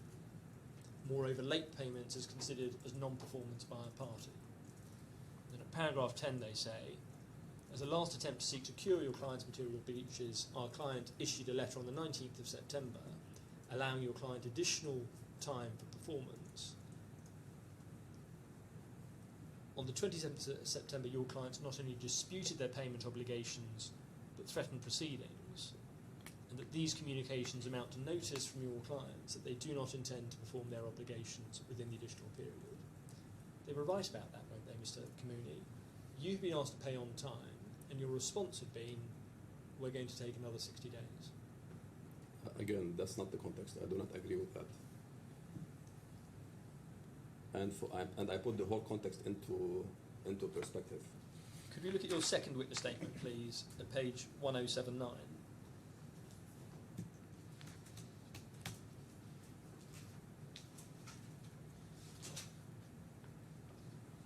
You're referring here to this problem, and you're responding to something in Mr. Sahu's witness statement. And you say the defendant's attempt to characterise the issue of delayed payments as a serious or escalating problem from June 2023 is a retrospective distortion of what was, in reality, a long-standing commercial relationship built on mutual understanding and operational flexibility. Over the course of our 8-year collaboration, payment times occasionally fluctuated, particularly in jurisdictions such as Iran. And you say in the next sentence, these challenges were systemic and well known to the defendant. By operational flexibility, do you mean that you get to choose when you pay?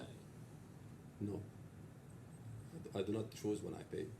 What happens is you set a time boundaries, and you focus on that time boundaries. And if there is a fluctuation, because again, I said half the people here in the room, they were in touch with our accounting on regular basis. So it wasn't like there was a big issue. And this is what the reason why you see it in my witness statement. I'm saying that BLS is trying to use payments delays as a reason, or amplify the issue of payment delays to make it look like, to paint it like, okay, there was a payment delays and this is why we get there. If I was in their shoes, again, I would have come to you forward and say, okay, payment delays, I'm going to put a new mechanism in place. If payment is delays more than this period, you're going to have an interest, or it will accumulate, etc., etc., etc. That I would have understood, okay, somebody is working in a collaborative manner to resolve the issue. Maybe I wouldn't have accepted 30 days. Maybe I would have said, okay, Iran, it looks like it's very complicated. I'm going to take 50 days. Maybe they would have accepted. Maybe they would have rejected. But this is when we talk about collaborative environment. You speak to your partner and you figure out a solution. Could we look please at 3899?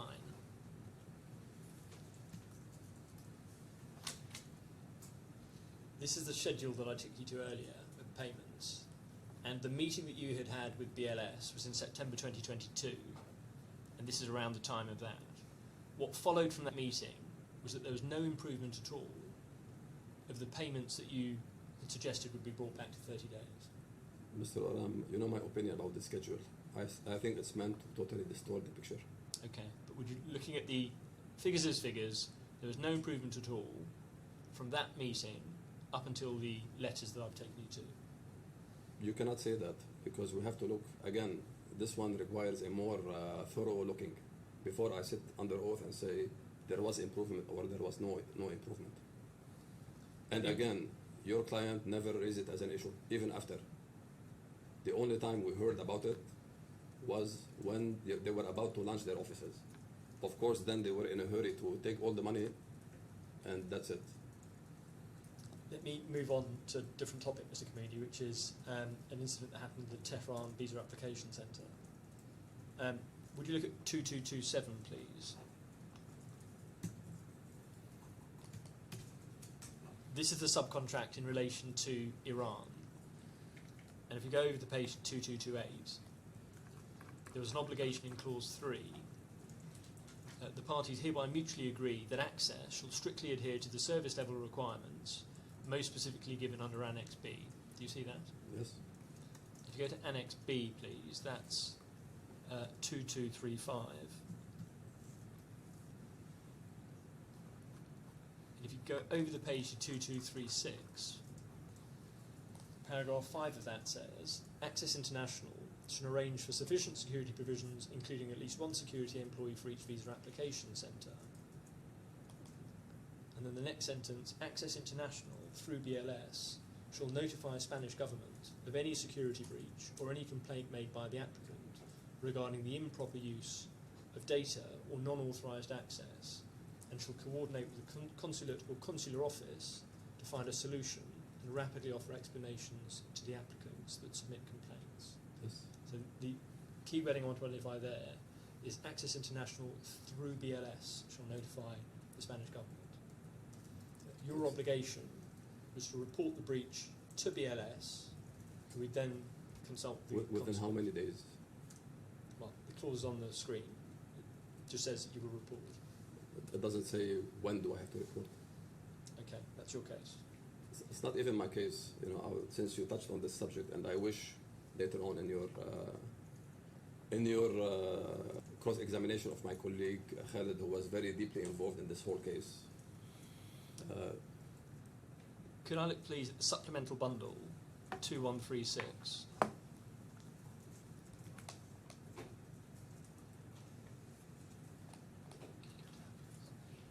So this is the RFPs being sent to you in, or to your colleague in February 2017. To different company. And can we go please to 2137? That's the technical prescriptions, and then that to 2151.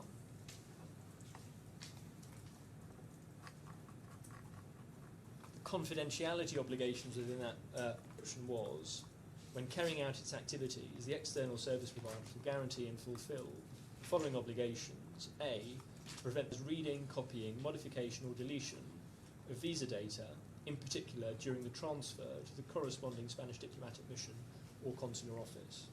So there was that obligation within the technical prescriptions. And if you go to 2153,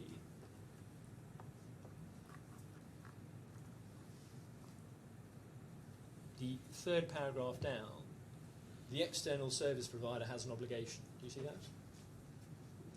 The external service provider has an obligation to notify the Spanish government without delay of any security breach or any complaint made by applicants regarding the improper use of data or non-authorised access, and shall coordinate with the consulate or consular office to find a solution and rapidly offer explanations to the applicants that submit complaints.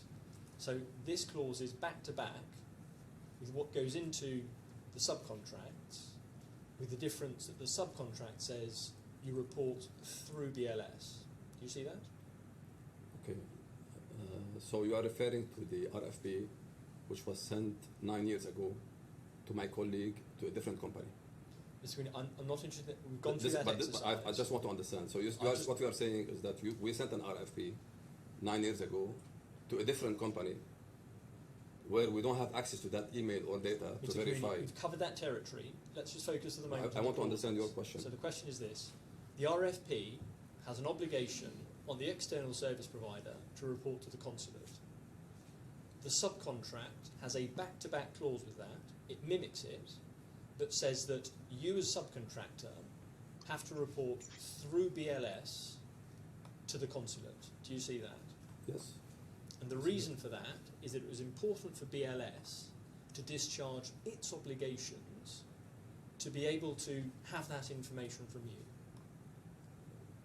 I understand their obligations, but also when you just put it like that, because and I'm sure my colleague will make the case on, because I know you have an argument about the delay in the reporting. My argument is that this point was already closed, so I was only surprised to see it, very later on in the pleading. But anyway, I will leave. This is a legal. Could we look at 1052, please?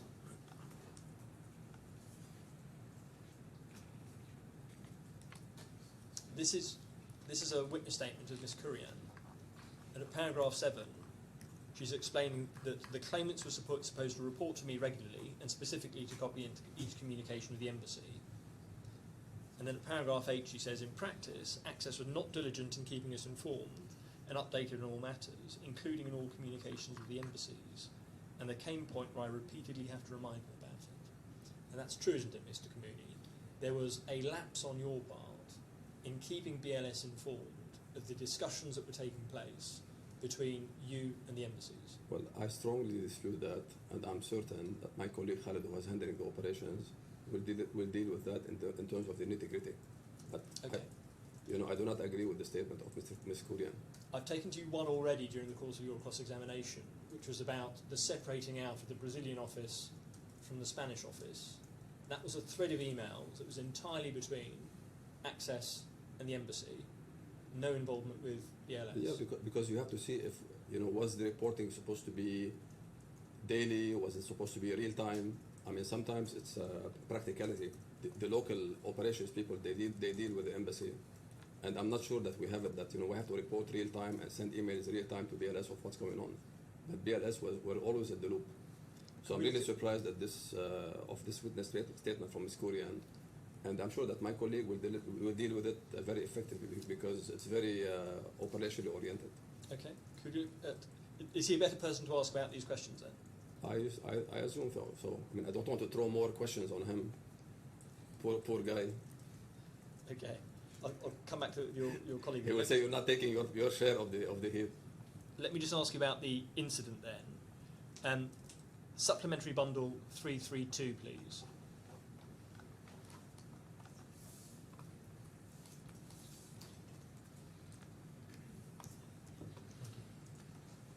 So at the bottom of that email is a communication from the Madrid ministry directly to BLS on the 10th of July. Do you see that?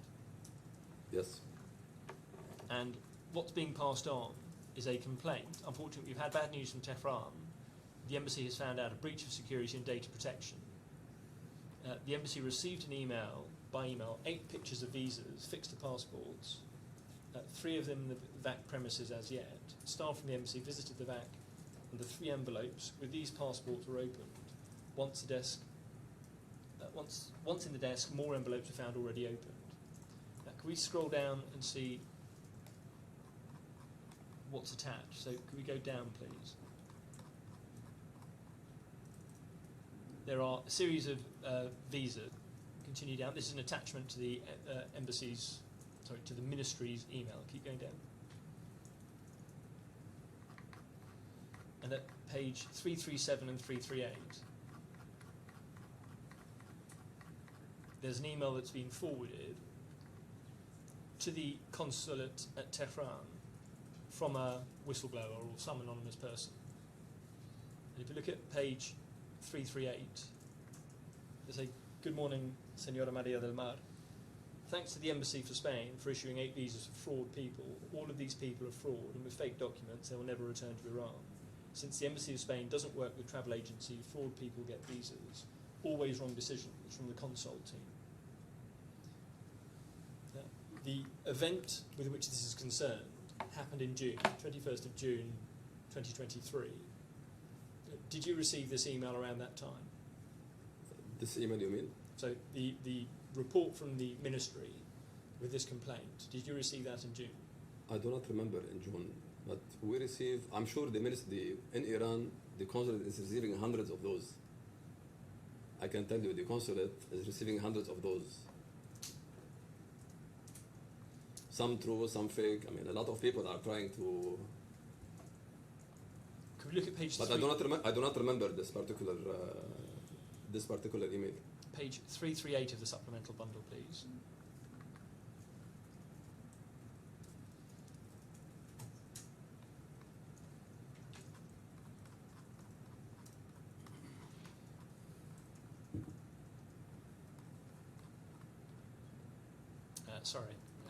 To page 332. Mr. Sahu receives that and sends it on to the team. The view that he takes is this is critical and considered one of the clauses in the contract agreement which leads to a real risk to our cooperation agreement. Kindly go through the same and let us connect over a call tomorrow morning. So his view is this is a serious thing.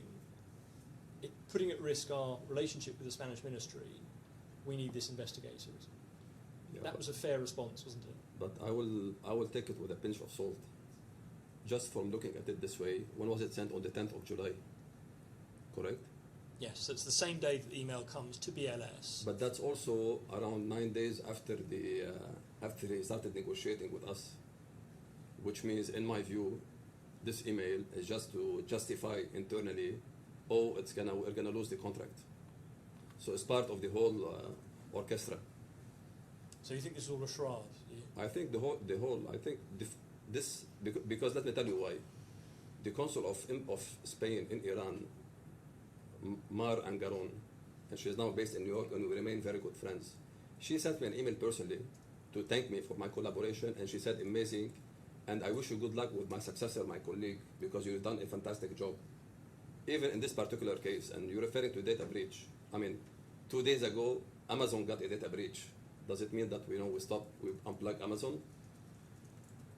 Maria Del Mar, I have an official email from her that the case is closed and she's happy. I have an official email from BLS saying we do not need anything else. I see an email right now, and this is the first time maybe I'm paying attention to that, but when I see 10th of July, it's orchestrated around the same time when BLS was, between brackets, negotiating. Just to say internally that they had received an email suggesting fraud directly from the Madrid ministry that was being reported, and they had known nothing about for several weeks. Again, and I'm sure my colleague will cover it even better than me, but as far as I know, the investigation which took place in Tehran for the visa, there was no conclusion on that from the local embassy. I don't know if you have that report. There was no conclusion. Nobody could figure why this guy was opening the passport and taking a picture of the visa. Could I take you to a couple of emails? And he was terminated, by the way, so we've dealt with him very effectively. Mr. Committee, there are separate issues here. Can I take you through a couple of emails, then I'll ask you a question? 343, same day, the 10th of July, Mr. Sahu writes back to the ministry and says, I'll immediately initiate a deep investigation into the issue and get into the root cause of the same. I cannot travel there due to visa issues, but would certainly send one of our security managers immediately to take stock of the situation. So that's his response to the ministry. 342 is Mr. Anand's response on the 11th of July, bottom of the page. This is to Ms. Kurian. Hi Anne, we would need a detailed investigation done on this incident and a proper report submitted ASAP. Please take this up with Khaled and demand an explanation. How come this wasn't reported to us by the team on the ground? So there are two things that BLS are concerned about. The first is that the incident has occurred. The second is that they're finding out about this weeks after the event. I hear you. I'm reading the emails. What is the point you want to make? It was your obligation to tell BLS and to, at the point of reporting it to the embassy, to let BLS know that a serious event had occurred, and you hadn't done that. So there's a trail of communication between Khaled and Korean on this particular subject, and I'm sure he will cover it in details what happened there. So it's not, this is not something that I was exchanging with BLS. When did they inform or when they didn't inform? What I will tell you about your client, since you are talking about, they saw this very serious, and maybe this is related to something else, because we are talking about the data breach, I thought it's worth mentioning, is that BLS claimed that they sent somebody to Iran to investigate the data breach. I mean, I respect that. If you have a breach, you send one of your experts and say, go there and check exactly what happened. So they sent a gentleman, Ahmad Mustafa, in August, saying, I came here from MOFA, from the Ministry of Foreign Affairs, to investigate the data breach. And you check the WhatsApps between the team internally, Jitendra, Prem, and Ann Korean, saying that they want to check how our operations work. My manager, Shermin, in Iran, told me he didn't even touch the area where the data breach occurred, or when he did it. He just went changing he was only checking the travel agencies. Mr. Committee, have you mentioned this anywhere in your witness statement? We have it in the witness statement, because if you see in the... Is it in your witness statement? Have you mentioned this? I think it's I mentioned in my witness statement that Mahmoud Mustafa was going to Iran on the 18th of August to check offices. So this is what happened. Actually, from the communication, from the disclosure of BLS, we figured that we knew that on the 18th of August, he was actually going to shortlist offices in Iran and Tehran. Meanwhile, he comes to our office unannounced. Hello, I'm here from BLS, I want to do an audit. Okay, there was a heated exchange between Khalid and Ann. Eventually, Ann tricked him by WhatsApp, and this is proven by WhatsApp, tricked him to get into the office. tricked him. He goes into the office. He doesn't check any data breach issues. I mean, if you want to portray data breach as the big deal, they didn't even bother to go and open the booth and check what kind of data breach is there. This is the first thing that I expect them to do, and I respect it. But this is not what happened. He was going to shortlist officers. Mr. Cooney, you said there, if you think a data breach is a big deal, was it your view that it was not? I think it's something. I mean, it's something serious. You have to take it. You have to take it serious. It's not that you have to downplay it. But like everything in business, who is immune? I just gave you the example of Amazon. There's another on Microsoft. It happens. Even in the court here in the IFC, you could have somebody. He would. What are the measures that you are taking to actually prevent that? Quite. And how did you deal with it? So, Mr. Cooney, you have to deal with it properly, and in this case, that meant you had to involve BLS in resolving it. Actually, we have dealt with properly. I mean, informing BLS is not the meaning of dealing with it properly. Mr. Cooney, Did you see the report that we had for the data breach, Mr. Mr. Oram? Cooney, I'm going to ask Mr. Vakal about that, given your answers. You're a negotiating man. If in the course of a negotiation, your counterparty comes up with this sort of breach, it's a reasonable thing to take into account when deciding whether or not to contract with them, isn't it? Not necessarily. This is his story. This is his story. Because again, if what you're saying, Mr. Oram, was true from your client, he would have bothered to go and check the reason for the breach.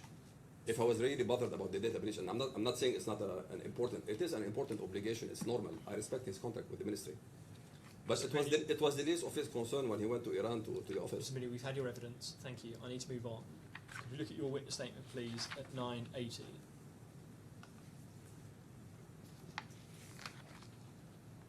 From paragraph 52, you're describing various events that you have concluded point to a coordinated and concealed plan to remove the claimants.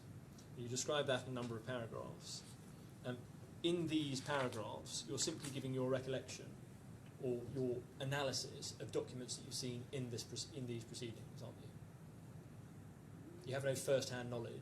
I mean, at that time, we saw some very clear signs. We put the puzzle all together.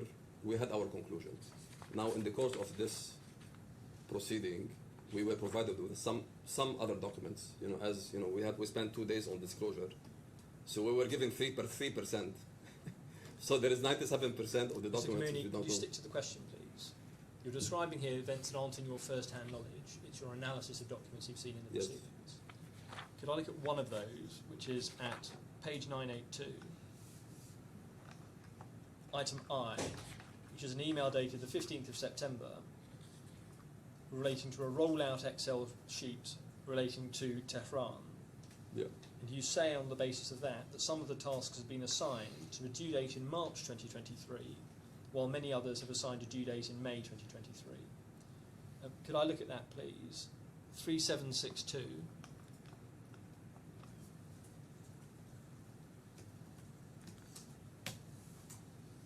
So the email attaching this is sent by Ms. Kurian on the 15th of September 2023, and it's got as an attachment the Iran VAC rollout plan. Yes? And if we go to 3766, what you're referring to, underneath point 4 refurbishment, there are dates in the fourth column that say 9/3/2023. That's what you're referring to, isn't it? So, which one in particular? So this spreadsheet is about Spain and Saudi Jeddah rollout. Yes. And it's got a reference. I have to see the title. What is the title of the spreadsheet? Can we go up a little bit? Okay, yeah. And you've picked up on, within the group of rows for refurbishment, there's a date 9/3/2023. Have you looked at the native of this spreadsheet? At The native, the Excel version. The metadata. You No, mean? the Excel version of this spreadsheet. Have you had a look at that? I don't look at that. Okay. The date that you've identified is an American format. It's not 9th of March, it's the 3rd of September. I saw that in the defense, and again, for me, this is my analysis based on the full picture of it. This is the full picture, because it wasn't only Jeddah. Mr. Community, let's look at this. The events that are on 3rd of September are fit outs, counters, chairs, tables and storage, notice board set up and completion certificate. Now, if you're right, and that's in March, it comes before the previous activities of designing the VAC. So you would be fitting it out before the design is ready. Mr. That doesn't Oram, make sense, does it? Mr. Oram, this is related to the plan. I'm sure our, this is my of why I think that they started before. So if you disagree with me and you think this is only about the Gregorian time, I'm sure we will deal with it, in the course of the trial, and then we will see so many evidences about this. And this is only a very tiny portion from what we received again. If we look at 981, please, this is your witness statement.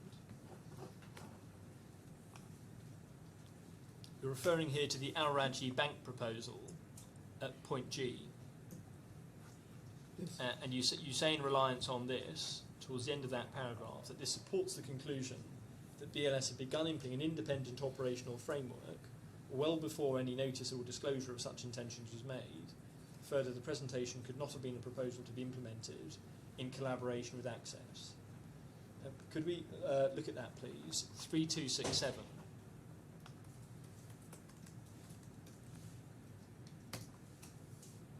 So it's Ms. Kurian on the 27th of April 2023, writing to Mr. Gupta, saying we also need to discuss this. And if you go to the previous email, 3268, Devinder K writes on the 12th of April with that proposal and says, Dear Anne, as discussed, attached is the proposal prepared for Al Rajhi and KSA. This will definitely be negotiated, however I find it as good as a starting point. And the proposal is over the page at 3269, and it's setting out services that BLS might be able to supply to a big customer in KSA. It's just a commercial pitch. I've gone through it. Sorry? I have gone through it. And it's just a commercial pitch. It's an offer to a potentially big client, which, if it had gone forward, BLS would have come and said to you, let's build this into the VA. The first part VAC. is correct. The last part is incorrect. Why? Because you are saying they would have come and pitched to you. I don't think that this was the intent. That's speculation, isn't it? It's not speculation. It's like because you are framing it as a way they would have come to you and BLS. This was the only time, the first time that I see BLS putting proposals of such nature in the market. The only time, and they put it specifically in Saudi Arabia. Why? Right now, when we put the whole puzzle together, because they were already on the ground, they were already preparing the ground, the big customer, to come and do. Because if you see the proposal itself, all the promises which were made, it's impossible to do it with our office. Impossible. Had they come to you with a big client in April and said, we've offered this to Al Rajhi Bank, these are they're willing to take and it will bring us lots of money, you wouldn't have objected to I would that have sort of objected because proposal. I read it. I will give you an example, Mr. Oram. I don't need an example. I just you wouldn't have objected had they come to you with a big client. I would have objected on the commercials for sure, because if you see the Rajhi offer, they promised them, for example, 20% discount on the premium lounge. Okay, 20% discount on premium lounge is big money. I mean, remember, Mr. Oram, we are negotiating with Mr. Sahu over a very thin margin. He wants 5% more or 3% down. Here you're coming to a customer, you're telling him, I'm going to give you a 20% reduction on a service which you are the only one who provides in the market. I mean, I'm offering, BLS is offering in Saudi Arabia a service that nobody else in the market can offer. Premium lounge. No other person, no other company can offer this service. And definitely I will have objected. Why? Why do we have to give 20% discount to our Rajhi? I'm sorry. Well, even if you had objected, that was a point for negotiation as and when this client came in. Nothing to preclude BLS going to a client, trying to arrange a deal, and then coming to you with... Negotiation, as we say, is in our DNA. Negotiation is in our DNA. But the point is, and this is why you see it in my witness statement, BLS put this because they were already on the ground putting proposals to Al Rajhi Bank. Because what they promised them is nothing such as was already in our offices. And this justifies why we put on their offices online. The offices were at such space. A totally different magnitude of offices. Okay, Mr. Green, a few brief questions and I'll finish. Can we look at 983, please? 55, you referred to your operations team in Lebanon experiencing a sudden loss of access to appointment and reporting systems. Yes? Could we look please at 3847?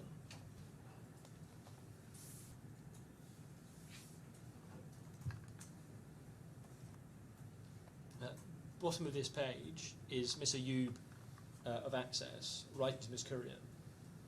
In the subject matter, it's about the Lebanon-Spain manager username. She says, today we've lost access to the appointment manager username on BLS Spain system without any communication, any reason. So we've lost visibility on the calendar and time slot distribution, block dates, slot capacity, break duration, and so on. If you go over the page, 3848, that's a screenshot. She's logged into the system, isn't she? Okay, I mean, so she logged into the system. So she's in the system, and it's not the appointments that are down, it's the manager console. So it's the reporting function that relates to what the manager can see in the console. So what you're saying is that there was a certain feature within the appointment system which has been removed. No, not removed, but I'm just trying to establish at the moment what we're talking about. And this had no operational effect on access because appointments could still be made, appointments could still be kept. All that was stopped was the reporting function. I disagree. Yes, you can make appointments, but here, this one, and the reason why I put it in the statement is because BLS wanted us to lose the future. They didn't want to, at that time already, their offices are about to be operational. So they didn't want to give us any control over the future appointments, because imagine that you book future appointments until October, and they come to take over at the beginning of October. You know, you have a lot of people who already had appointments. So for them, they want you to lose this visibility. That's why I put it in the witness statement. So this was very, very deliberate. Could you look at 3845, please? The IT manager for BLS responds in this stream and says, as informed, we're making some changes in the Spain ProLogic system. Till the time the change gets updated, we need to disable the requested access button in the system. So the explanation that's given by the IT manager is that we're just doing an upgrade. But we had a lot of those emails. If you see, and I'm sure again when you touch the operation with Mr. Kahal, you will see also when they created accesses, and then he said, "Oh, we're sorry, this access is for Kenya." Meanwhile, we know that later on they became operational. So also this is, of course, what do you want him? What do you expect him to tell you? He's going to tell you, "Yes, I removed the appointment because I wanted to lose the future." He's going to tell you, "Yeah, we have an upgrade." Just tell him we have an upgrade. It's natural. Okay. Final set of questions, please. We look at your witness statement. There are various paragraphs I want to take you to and then ask you a question. The first is 976.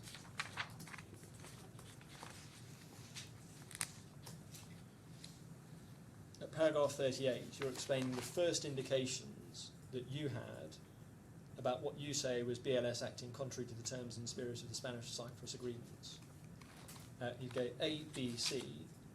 The first is a conversation that you have with a member of staff, Mr. Abdul. B is one of your former staff members, Mr. Varani, who informed your colleague, Mr. Mikhal, that he'd been contacted by Ajit Alexander. And the third one is Mrs. Arish Feifel. Yeah, so these are all reported conversations that you're having. Correct. Are you still in contact with Mr. Abdul, Mr. Alexander, and Ms. Feifel? Alexander? I don't know Mr. Alexander myself. It's Alexander spoke to Mr. Virani. Do you know where these people are? I mean, I don't know him, so why would I know where are they? Well, why haven't you called them to give evidence of these things that you're describing? It's the job of the council. I mean, I'm stating what is the reason. What is the reason? So first of all, if you want to, for example, call Mr. Alexander, and Mr. Alexander is working for BLS, do you think he will add value by coming here and saying, I was, indeed I told Arif? He will never tell you. Well, but Arif is an employee who used to work with Mr. Alexander and half of the team here. Naturally, he called him. Mr. Kamuni, let me look at one of these examples. 39C, so you're saying that in or around July 2023, C, similar reports reached me of informal conversations with BLS team members, including, for example, Ms. Arish Feifel, who was a regional manager at BLS, she referenced frequent internal discussions within BLS in the presence of their senior management relating to the good profitability of the Saudi Arabia operations, and BLS's senior management had expressed an intention to remove access. So you're saying this conversation is in July 2023? No, not in July 2023. I'm saying this conversation, I had similar reports. I mean, Arij did not vanish after she left BLS. Arij is still in Dubai right now. So you're referring to her, giving her of internal discussions within BLS. Could we look please at 5070?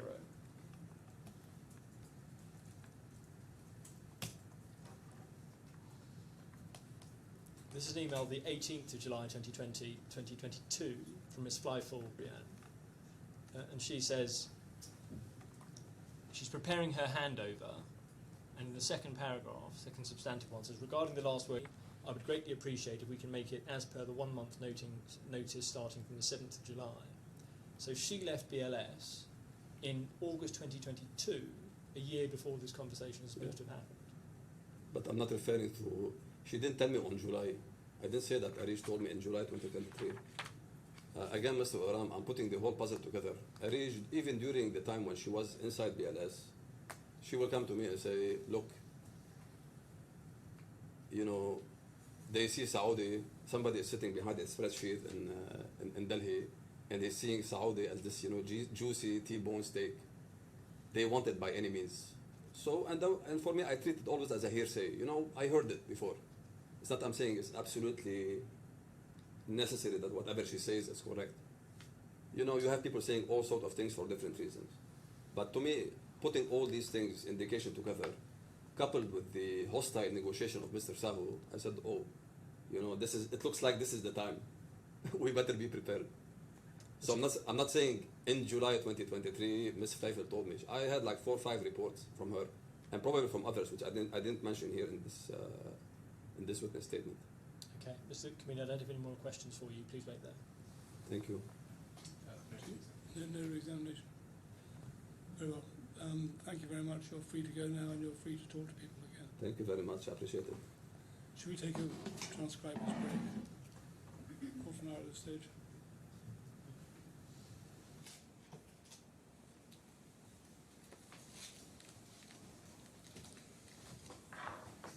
Yes. Yes, Your Excellency. So Mr. McCahal is ready to give evidence.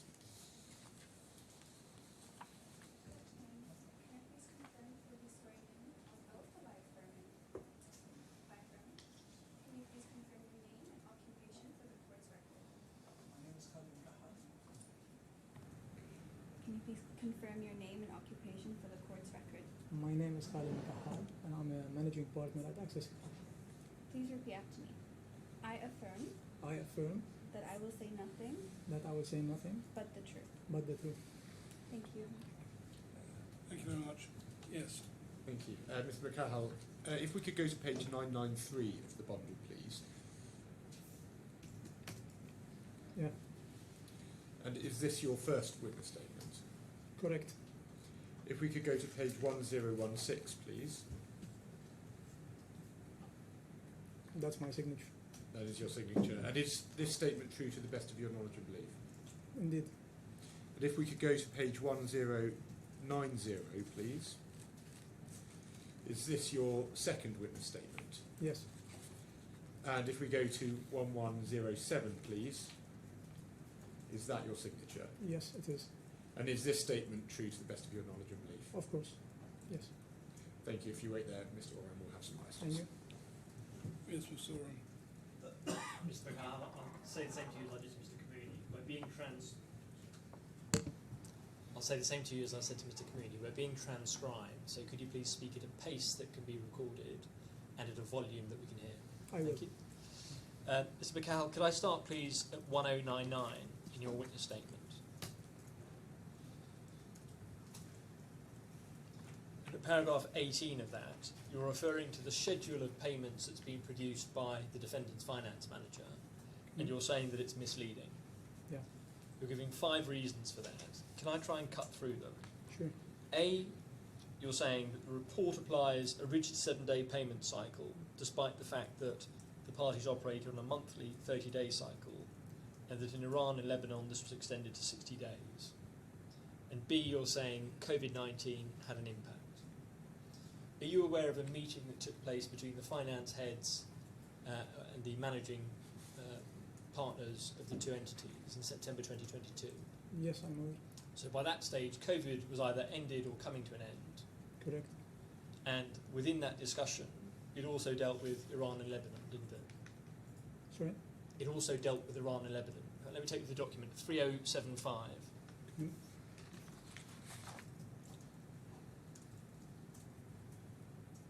Yeah. Could you make sure you keep your voice up, speak louder, because Sure. the transcribers are having a bit of problem hearing you. Sure.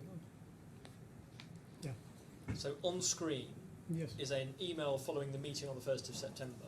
You weren't there, but did you know about it at the time? I knew about it. Okay.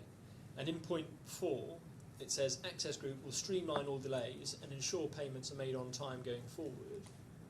While locations like Saudi was not an issue, locations like Iran, Lebanon, etc. would be streamlined in a couple of months. So anything that was unusual prior to this in Iran and Lebanon was being brought into line after this meeting. Do you agree? I agree. So by this stage, both items A and B in your list had come to an end. C is invoice disputes, and you say there were inaccuracies in the defendant's own invoice. Sorry, just can you take me back to my statement? Sorry, yeah, this is 1100. Just to refer to point A and B. Yeah. So, So point A and B, you are saying, sorry, your conclusion is that... by September 2022, Yeah. they were no longer an issue. Not necessarily, no. Because I can explain the COVID, for example, impact. The arrangement was that we will consolidate all the payments and pay it in installments. The installments went far beyond the end of the COVID. On parallel, other invoices were being paid. So here my understanding is that the other invoices which are supposed to be streamlined, which were actually happening on 60-day cycle, and when my colleague Mr. Nidal attended this meeting, it was discussed specifically that they cannot accept the 60 days. Mr. So, McCall, yeah. that isn't in this minute, and you weren't at this meeting. Yep. So It's not, the outcome of that meeting is surely what's said in the report. but you're asking me to tell you my understanding, so I'm telling you my understanding and how we acted. The, Okay. the parallel payments of the new invoices, we were sticking to the new agreement, which is 30 days. As far as for the COVID, we continued paying installments. In the knowledge of the BLS team, and specifically the Dubai team, Mr. Gupta and our accountant Ayat, where always there is one single communication, probably you have received it in our disclosure, there are hundreds of emails in it. You will see that we were always reporting on the pending amounts which are related to COVID. So first point is that point B has not come to an end, no, it was still ongoing, while the impact of the new agreement was on the coming invoices. So just to tell you my understanding. Okay. Yeah. It's no part of your pleaded case that there was any issue about COVID that justified a delay of payment. Okay. Because in the case you were Mr. asking Gal, I about, don't need to ask. I don't need an answer about that. It's not part of your case, I'm just giving you my point of view. and I'm telling you I don't need it. All right. Could we go to point C, please? You say that there were inaccuracies in the invoicing, and you've identified one instance of that. The invoicing was dealt with between the finance managers and was agreed on a fortnightly basis. That was not the inaccuracy too. I was pointing to the overcharge. And that was for the sum that we've seen of around £260,000. This is one of the examples. Closure as well, Mr. Said. You will see that I've provided a lot of examples of disputes. For example, I will refer to one related to Saudi Arabia about VAT change, whereby in the country the VAT was changed from 5% to 15%, and we had a correspondence for around 3 months before we agreed what will be the invoicing. So, Mr. for McGowan, example, would you accept this far? sorry? What was going between the finance teams is a matter of record. We will see the emails, whether they're agreed or not, and that will show what was agreed, right? Yeah, I agree. Okay. Yeah. Point E, you say there was no contemporaneous objection. Could we look at that, please? 3077, please. I'm going to show you a number of documents and then ask you a question at the end. Okay. So 3077, on the 22nd of February, there's an email, a text exchange between Mr. Kamuni and Anne Kurian. And she asks, "Hi Nidal, trust you are well. Also, there's a matter of pending payments since 2020. Mm. Please have your team to clear the same. There's a huge pressure from the management team on this. Mhm.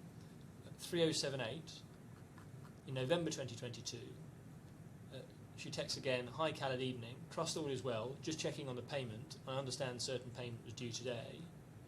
And the response is, "Hope I had a communication with Deepak today. I don't have full details. Let me get back to you tomorrow." If you look at the supplemental bundle, page 82.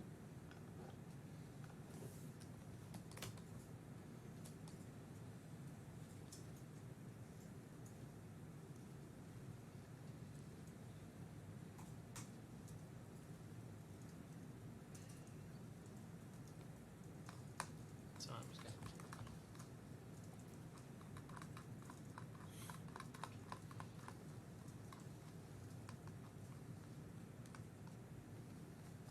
So we have a set of exchanges, I think again between Ms. Kurian and will this be you? Okay. And at the bottom of the page in June 2022, "Morning Khaled, trust all is well. Wanted to have an update on the payment. IVAC Saudi, Lebanon." And over the page, "Sorry about the above, it's only Saudi which is pending. Kindly assist to close." Sorry, I cannot see this message. Where? Over Which? the page, it's the top one.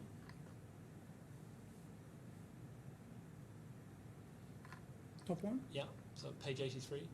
Page Is it? 3. Okay. Okay. So there's an exchange in June 2022 when Ms. Kurian's chasing payment. Mhm. Then page 200 of the same bundle. Sorry. Or you want to ask at the end? Okay.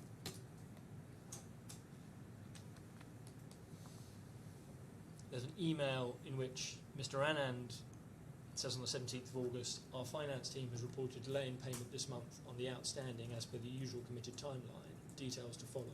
Details below." And then you say, so you're disputing that there is a delay for June or whatsoever. Do you see that? Mm-hmm. So where is the response? That's on the same page at the top. Hi Prem, as Okay. discussed over the WhatsApp earlier last week. There's no Yeah. delay in our payments.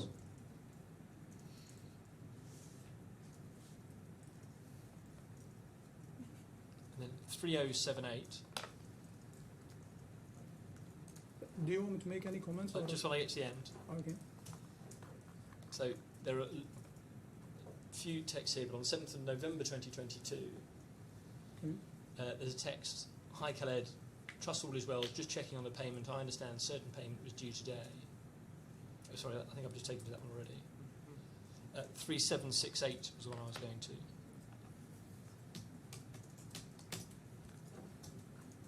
No. 367. Sorry, I think you knew the wrong. 3786. Oh, 367. And this is a string of texts between the finance managers starting in January 6, 2023. And then I'm not going to take you through all of them, but the gist of them is even the first page. Mr. Gupta asks, "Are you doing payment today?"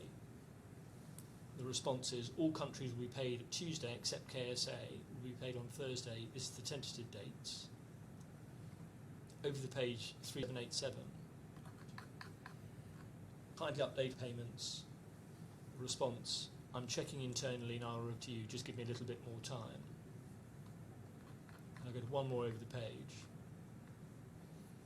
March 2023, "Please let me know when its next payment expected. I'll get back to you by the end of the day or max by tomorrow." So it's not true to say that there was no contemporaneous objection. You were getting lots of correspondence from the finance team saying, "We're expecting a payment, where is it?" Okay, so again, my point of view on this is not an objection in terms of a breach. This is our understanding as a follow-up, business as usual. This is very clear from my responses. Now, during the course of you taking me through the messages and emails, you just came through the messages from your clients, but you didn't check my responses. Were we cooperating? Were we giving the answers? Were we solving the issues? And also some of the emails and messages that you have shown, they were even before, for example, the agreement of the meeting of September 22. For example, the email I'm answering Prem, I'm explaining to him that some countries are on different cycles. So in India, here, let me explain something also for the context. we had two teams talking to us. Mr. Bigall, it might be going a little bit too fast. Could we just slow down the pace a little? Sure, sorry, yeah. So let me explain here the context of follow-ups. So there were two teams from BLS. BLS finance team sitting in India and BLS accounts team which is sitting in Dubai.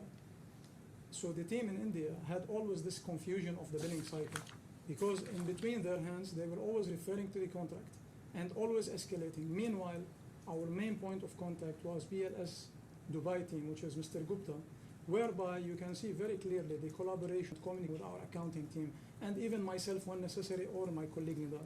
So Mr. Bigall, can I cut short a little bit? Yeah.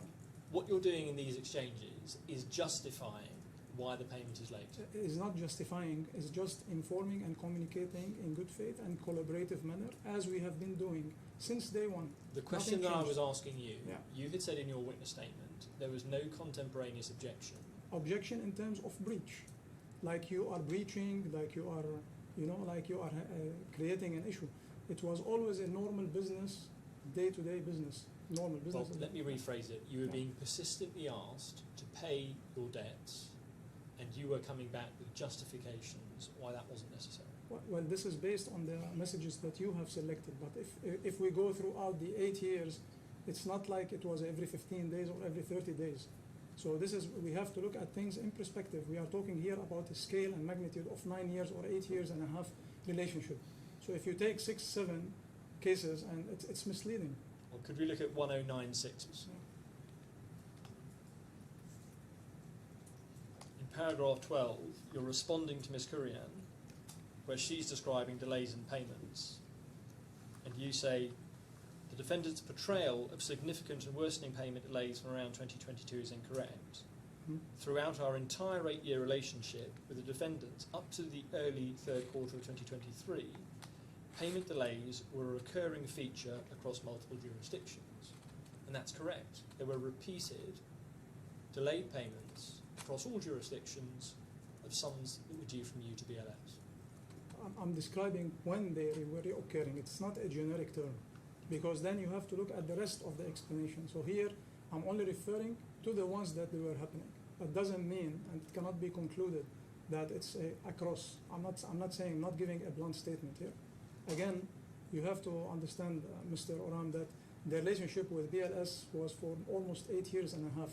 And if you look at the invoices, it's every 15 days. You can do the math. So if we are talking about few cases which are selected here, we can also provide, if we were requested to disclose more than that hundreds times, the ones that were given, that they were paid on time and even earlier than their time. Okay, let me move on, Mr. McHale. Could you look at page 1006? In fact, let me start at 1005 so you can see what we're looking at. In this section of your witness statement, you're dealing on 1005 from paragraph 47 with your record keeping and matters relating to the losses that you're claiming in these proceedings. If we go over the page, please. In paragraph 54, you deal with Saudi Arabia. You say Access operated in Saudi Arabia through a local partner, High Skies, which was responsible for managing day-to-day operations. Now, until your witness statement, BA had no idea that you were operating through High Skies. That's correct? That's not correct. They have been informed about High Skies, as well as from the disclosure. If you look at Ms. Anne's Korean's email, she refers, when she spoke to one of our employees, Mr. Muntasir, she said, are you under the sponsorship of the local sponsor? So means she was aware. And we have informed as well. Mr. Bihal, that's not true, but let me move on. No, it's true. You haven't asked us to You disclose say these here documents. that they were responsible for managing the day-to-day operations and remained responsible for all agreed business-related expenses and oversaw quality control and relationships. So they managed the operations in the centres, in KSA, and incurred the expenses for them. Is that right? They incurred the expenses of what exactly? Because if you continue my statement, you will see that how were the costs agreed between us and High Skies. Let's look at paragraph B of the same paragraph. High Skies provided access as all agreed business-related expenses incurred by High Skies on a monthly basis. For example, a fixed fee, High Sky's fixed fee, payroll, rent, security, bag delivery, auditor, utilities, Mhm. value-added service costs. Yeah. So all of those were incurred by High Skies. We were responsible of paying that cost for them and then taking back the profit. If you continue till the end of the paragraph, point E, it explains that Access calculate the profit on monthly basis after paying these fixed costs. So here what we are trying to explain, how was the nature of calculation between us and High Skies happens. So yes, they send us these costs, but we were paying it. They were getting only a fixed fee. And just to emphasize on the first point of managing the day-to-day operation, Mr. Oran, at the end of the paragraph also we clarify that we overlooked the quality of service of delivery as well as we maintained the customer satisfaction part and the mission relationship. So it doesn't mean that they were doing the job on our behalf at all, meaning that they were the logistical partner where they can recruit on our behalf. Mr. McCall, I'm going to need you to focus on the question and be direct in your answers, please. Okay. We don't have the time to have long narratives. I'll do my Could we best. look, please, in the supplemental bundle at page 1279? This is a commercial contract, the 1st of December 2018, between Access and Skyworld. And just before I ask you about that, if we go through to 1286, 1286. yeah, there's a commercial contract appendix, and if you look at the second last row, whereas Access Group DWLC, it there refers to High Skies. Do you see that? In pursuance of the same, Access Group intends to collaborate with High Skies. Are these two documents part of the same thing? The appendix is part of the commercial contract. Sorry? So, page 1286, the appendix, is that the appendix to the commercial contract at page 1279? So 1279? Yeah. So Skyworld and High Skies are the same thing? Yes. It's only a change of name. Okay. Can we look at what this does? So on the 1st of December 2018, Access Group and Skyworld are setting out what's described as the detail to the commercial model for technical consultancy. That's in the first row. Yeah. In the second row, Sorry, what page are you on? it's 1279. You know, it's in the first row, and it's the last 4 lines of it. Parties have mutually agreed that to detail the commercial model for technical consultancy. And Skyworld is the second party, Access is the first party. That's how they're defined. The second row says, whereas Access Group, in pursuance of the same, Access Group intends to collaborate with Skyworld for the operation of visa application centres in Saudi Arabia. Do you see that? Yeah. Then over the page at 1280, point 2, the entire scope of work to be performed by the respective party in Annex A of this contract. Do you see that? And then clause 3, consideration. The second party will remunerate the first party, so Skyworld will pay Access in consideration providing the following services. The second bullet point, fees for technical consultancy relating to visa application process. So they're the services that Access is providing to Skyworld, and what Skyworld will pay is the fees and charges specified in the commercial appendix. You see that? Yeah. Could we look at that appendix, please, at page 1286?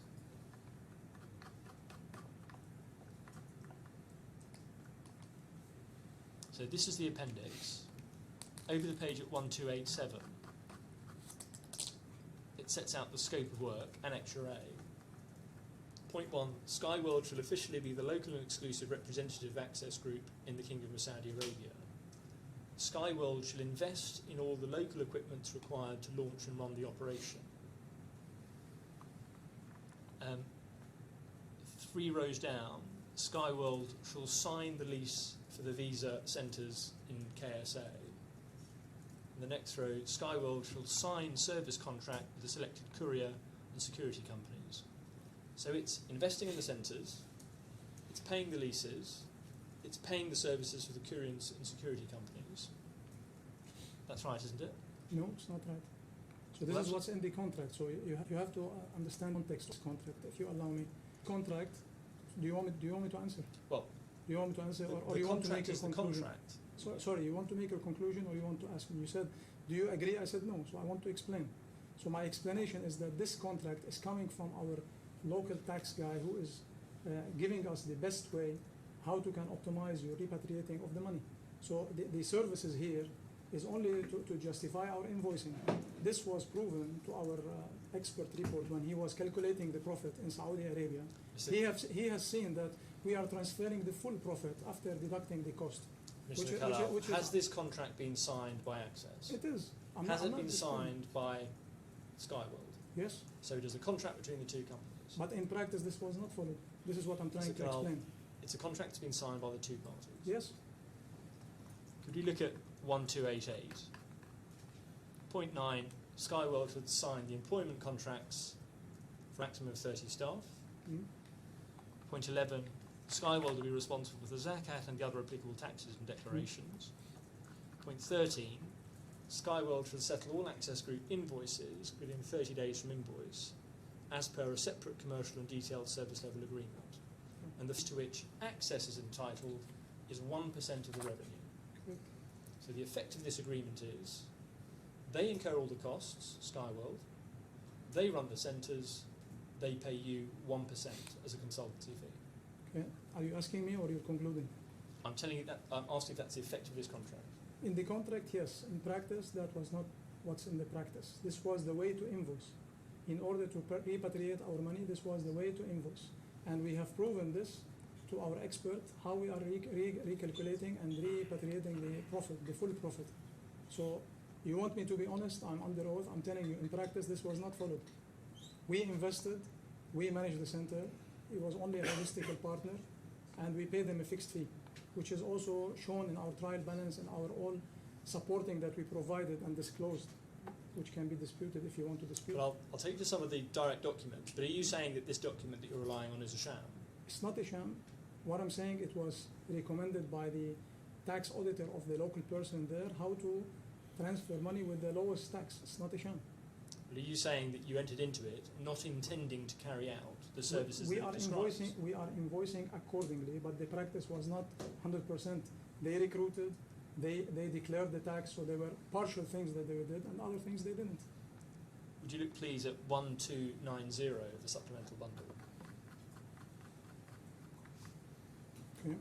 This is a contract between Access and vis-a-vis trading in relation to the Republic of Saudi Arabia. Again, was this signed by vis-a-vis? Sorry? Was this signed by vis-a-vis trading? Vis-a-vis trading is a local company in Saudi Arabia. Yes. And did they execute this agreement? That was before High Skies, yes. Could we look at that, please? So Access is the first party and vis-a-vis is the second party. The first recital, where it says whereas, looking at the last two lines of that, Access International intends to avail the expertise services of vis-a-vis trading for operation of visa application centres in Saudi Arabia, as mentioned here and above. So they were carrying out the visa application centres before Skyworld, is that right? Correct. And over the page, point 2, the scope of work is in Annexure A. And point 4, the second party, that's vis-a-vis, will remunerate the first party in consideration of providing services in accordance with Annexure B of this MOU. Yeah. Can we look at those, please? Annexure A is at 1295.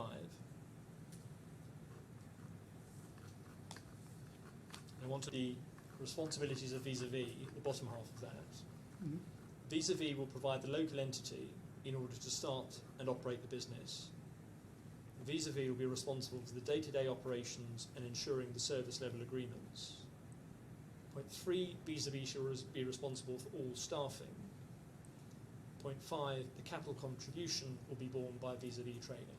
So again, vis-a-vis incurring capital expenses, the staff, the management and the expenses of running the centre. So my answer is exactly identical for High Skies. Access Group is a company sitting in Dubai, and this is a service delivery. How is Access Group expected to comply with local regulations of each and every country without subcontracting this job to an entity in the country. And the subcontracting is limited to the logistical part. So in practice, we are managing the operation. And then these companies, because remember also in Saudi Arabia, at that time, 2017, 2018, the laws did not allow foreign investment like today. So we had to do the job through a local person and through a local company. So you have to go back in history and look at the context. So Access Group performed the contract through these companies just like any other country. So I'm not sure why the focus is on Saudi Arabia. How did we do Iran? How did we do Ghana? Is Access Group itself in Iran or in Ghana, for example? The effect of these contracts is that the revenue that the claimants make out of KSA is 1% of revenue, which is paid to them by way of a fee. I've already answered that. That was only the way to invoice. But that was not the case. And that has been proven in calculation during the expert, which can be examined. You can ask this question to Mr. Maxime later on. Would you look at 1299, please? On the commercial sections of this contract, Visa V Trading shall receive the visa service fees, the value-added services, out of which Access shall be reimbursed as per the below-mentioned schedule, 1% of the revenue for the exclusivity in Saudi Arabia. This is in line with what I told you. It's exactly a replica of what we have identified during initial phase. What would be the best way to minimize the taxation? So, on the last two bullet points, all capital expenditure, operating expenditure and depreciation shall be borne by Visa V.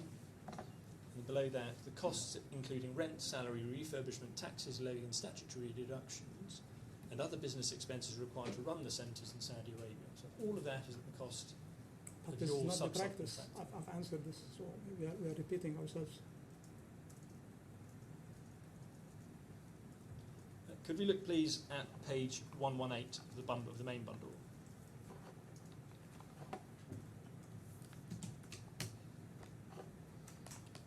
In fact, we go to 105 first. Do you recognise this as your particulars of claim in this action? Yes. If you go through to 118, please.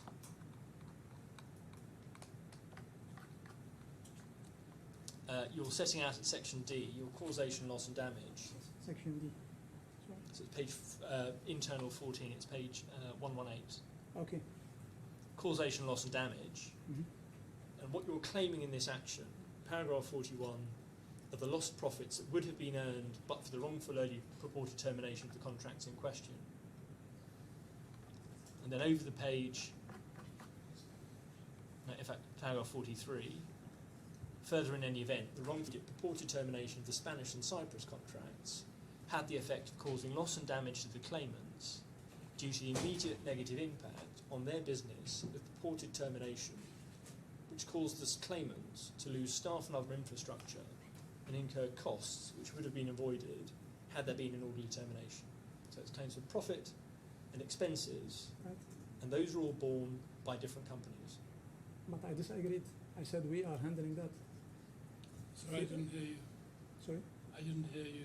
Can you keep your voice up? Sorry, ma'am. So I said, no, I disagreed already with your conclusion. I said we are paying the cost and we are repatriating the profit. So yes, definitely, by the termination we have lost the profit, future profit, and also we had to remunerate the staff for the damages. So it's in line with what I said before. Okay. Nothing different. Could you look at page 207, please? In the course of this action, you were asked a series of questions by BLS about your case.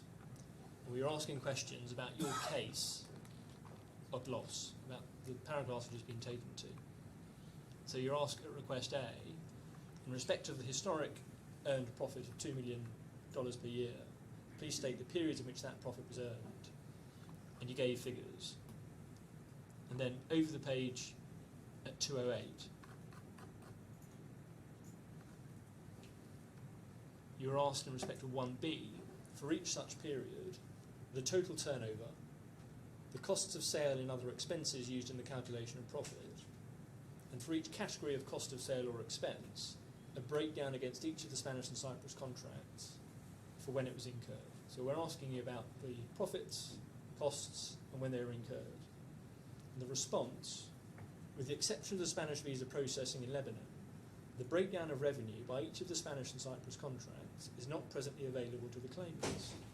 Such revenue will be registered against each of the local entities in KSA, Iran and Ghana, which are not owned by the claimants.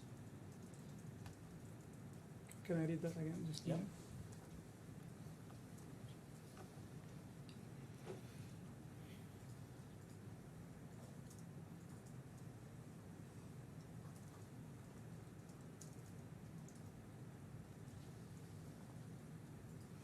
Okay. Okay? Okay. Before I ask you a question, over at 210, that's the signature. So you provided the first response on the 9th of October 2024, and you amended it most recently on the 26th of May 2025, and you gave instructions to your lawyers to sign this as true, didn't you? Yeah. And you're saying in this, the losses and profits were incurred by local companies that you don't own. I didn't say we didn't own. I'm talking about the information there, not the. Go back to 1B, please, Not page the 208. ownership. Yeah, I know what you're talking about. I'm saying. Well, you've just said it didn't own. Let me read you that sentence. Such revenue will be registered against each of the localities in KSA, Iran and Ghana, which are not owned by the claimant. Here we are talking about the data, not about the ownership of the company. We don't have this data. This is the wording here. No, that's saying that the entities are not owned by the claimants. But we own it. You haven't at any time identified. Ghana, the shareholding is there, Iran is there. I mean, you could have requested it, we could have disclosed it. But we definitely own it, and for Saudi, we have proven, we have given all the data and shared it with you early enough for you to study and examine. So if there was any challenge, we would have answered it. And if you want to cross-examine later on our expert, you are free to do that. Let me just, before we finish tonight, Yeah. let me just ask, you haven't identified who those entities are. In KSA, it was Skyworld and Vis-a-Vis Trading. Was there anyone else? No? In Iran, who was the local entity? Safar Gostaran. How do you spell that, sorry? Safar Safar Gostaran. Kostaran. Mhm. Thank you. In Ghana, who was it? Vis-a-vis travel. So it's an entity that was in KSA? Or a local? No, it's a name only. It cannot be the same. Rules won't allow you. And in Lebanon, who was it? ProX, which is separately as a claimant.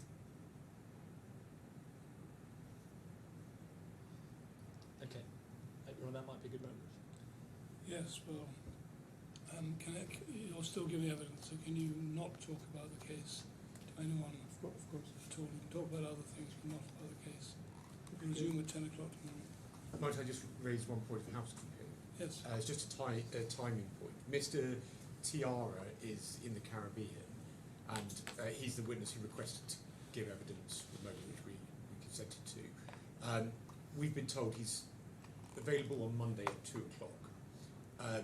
The issue is, if we were to finish at 4 o'clock, I don't think I can get through it in 2 hours. I think it's probably around 3, possibly with a bit of leeway. So we're obviously in Your Excellency's hands. If the answer is we've got to finish at 4 o'clock on Monday, I imagine we'll probably need to come up with another day or arrangement to get it to work for him. I'm not asking for an answer now, but it's just something I wanted to raise in case So it's he's got 3 hours worth of evidence to give, roughly. I imagine so, yes. That's what on the time. Is it not available in the morning? I think with this Mr. Oran, but I think the difficulty is it's very early in the morning for him. So even starting at 2 o'clock, by Dominican public standards, that's 6 o'clock in the morning. So any earlier, we were having If trouble. you get that early, you might as well go for it.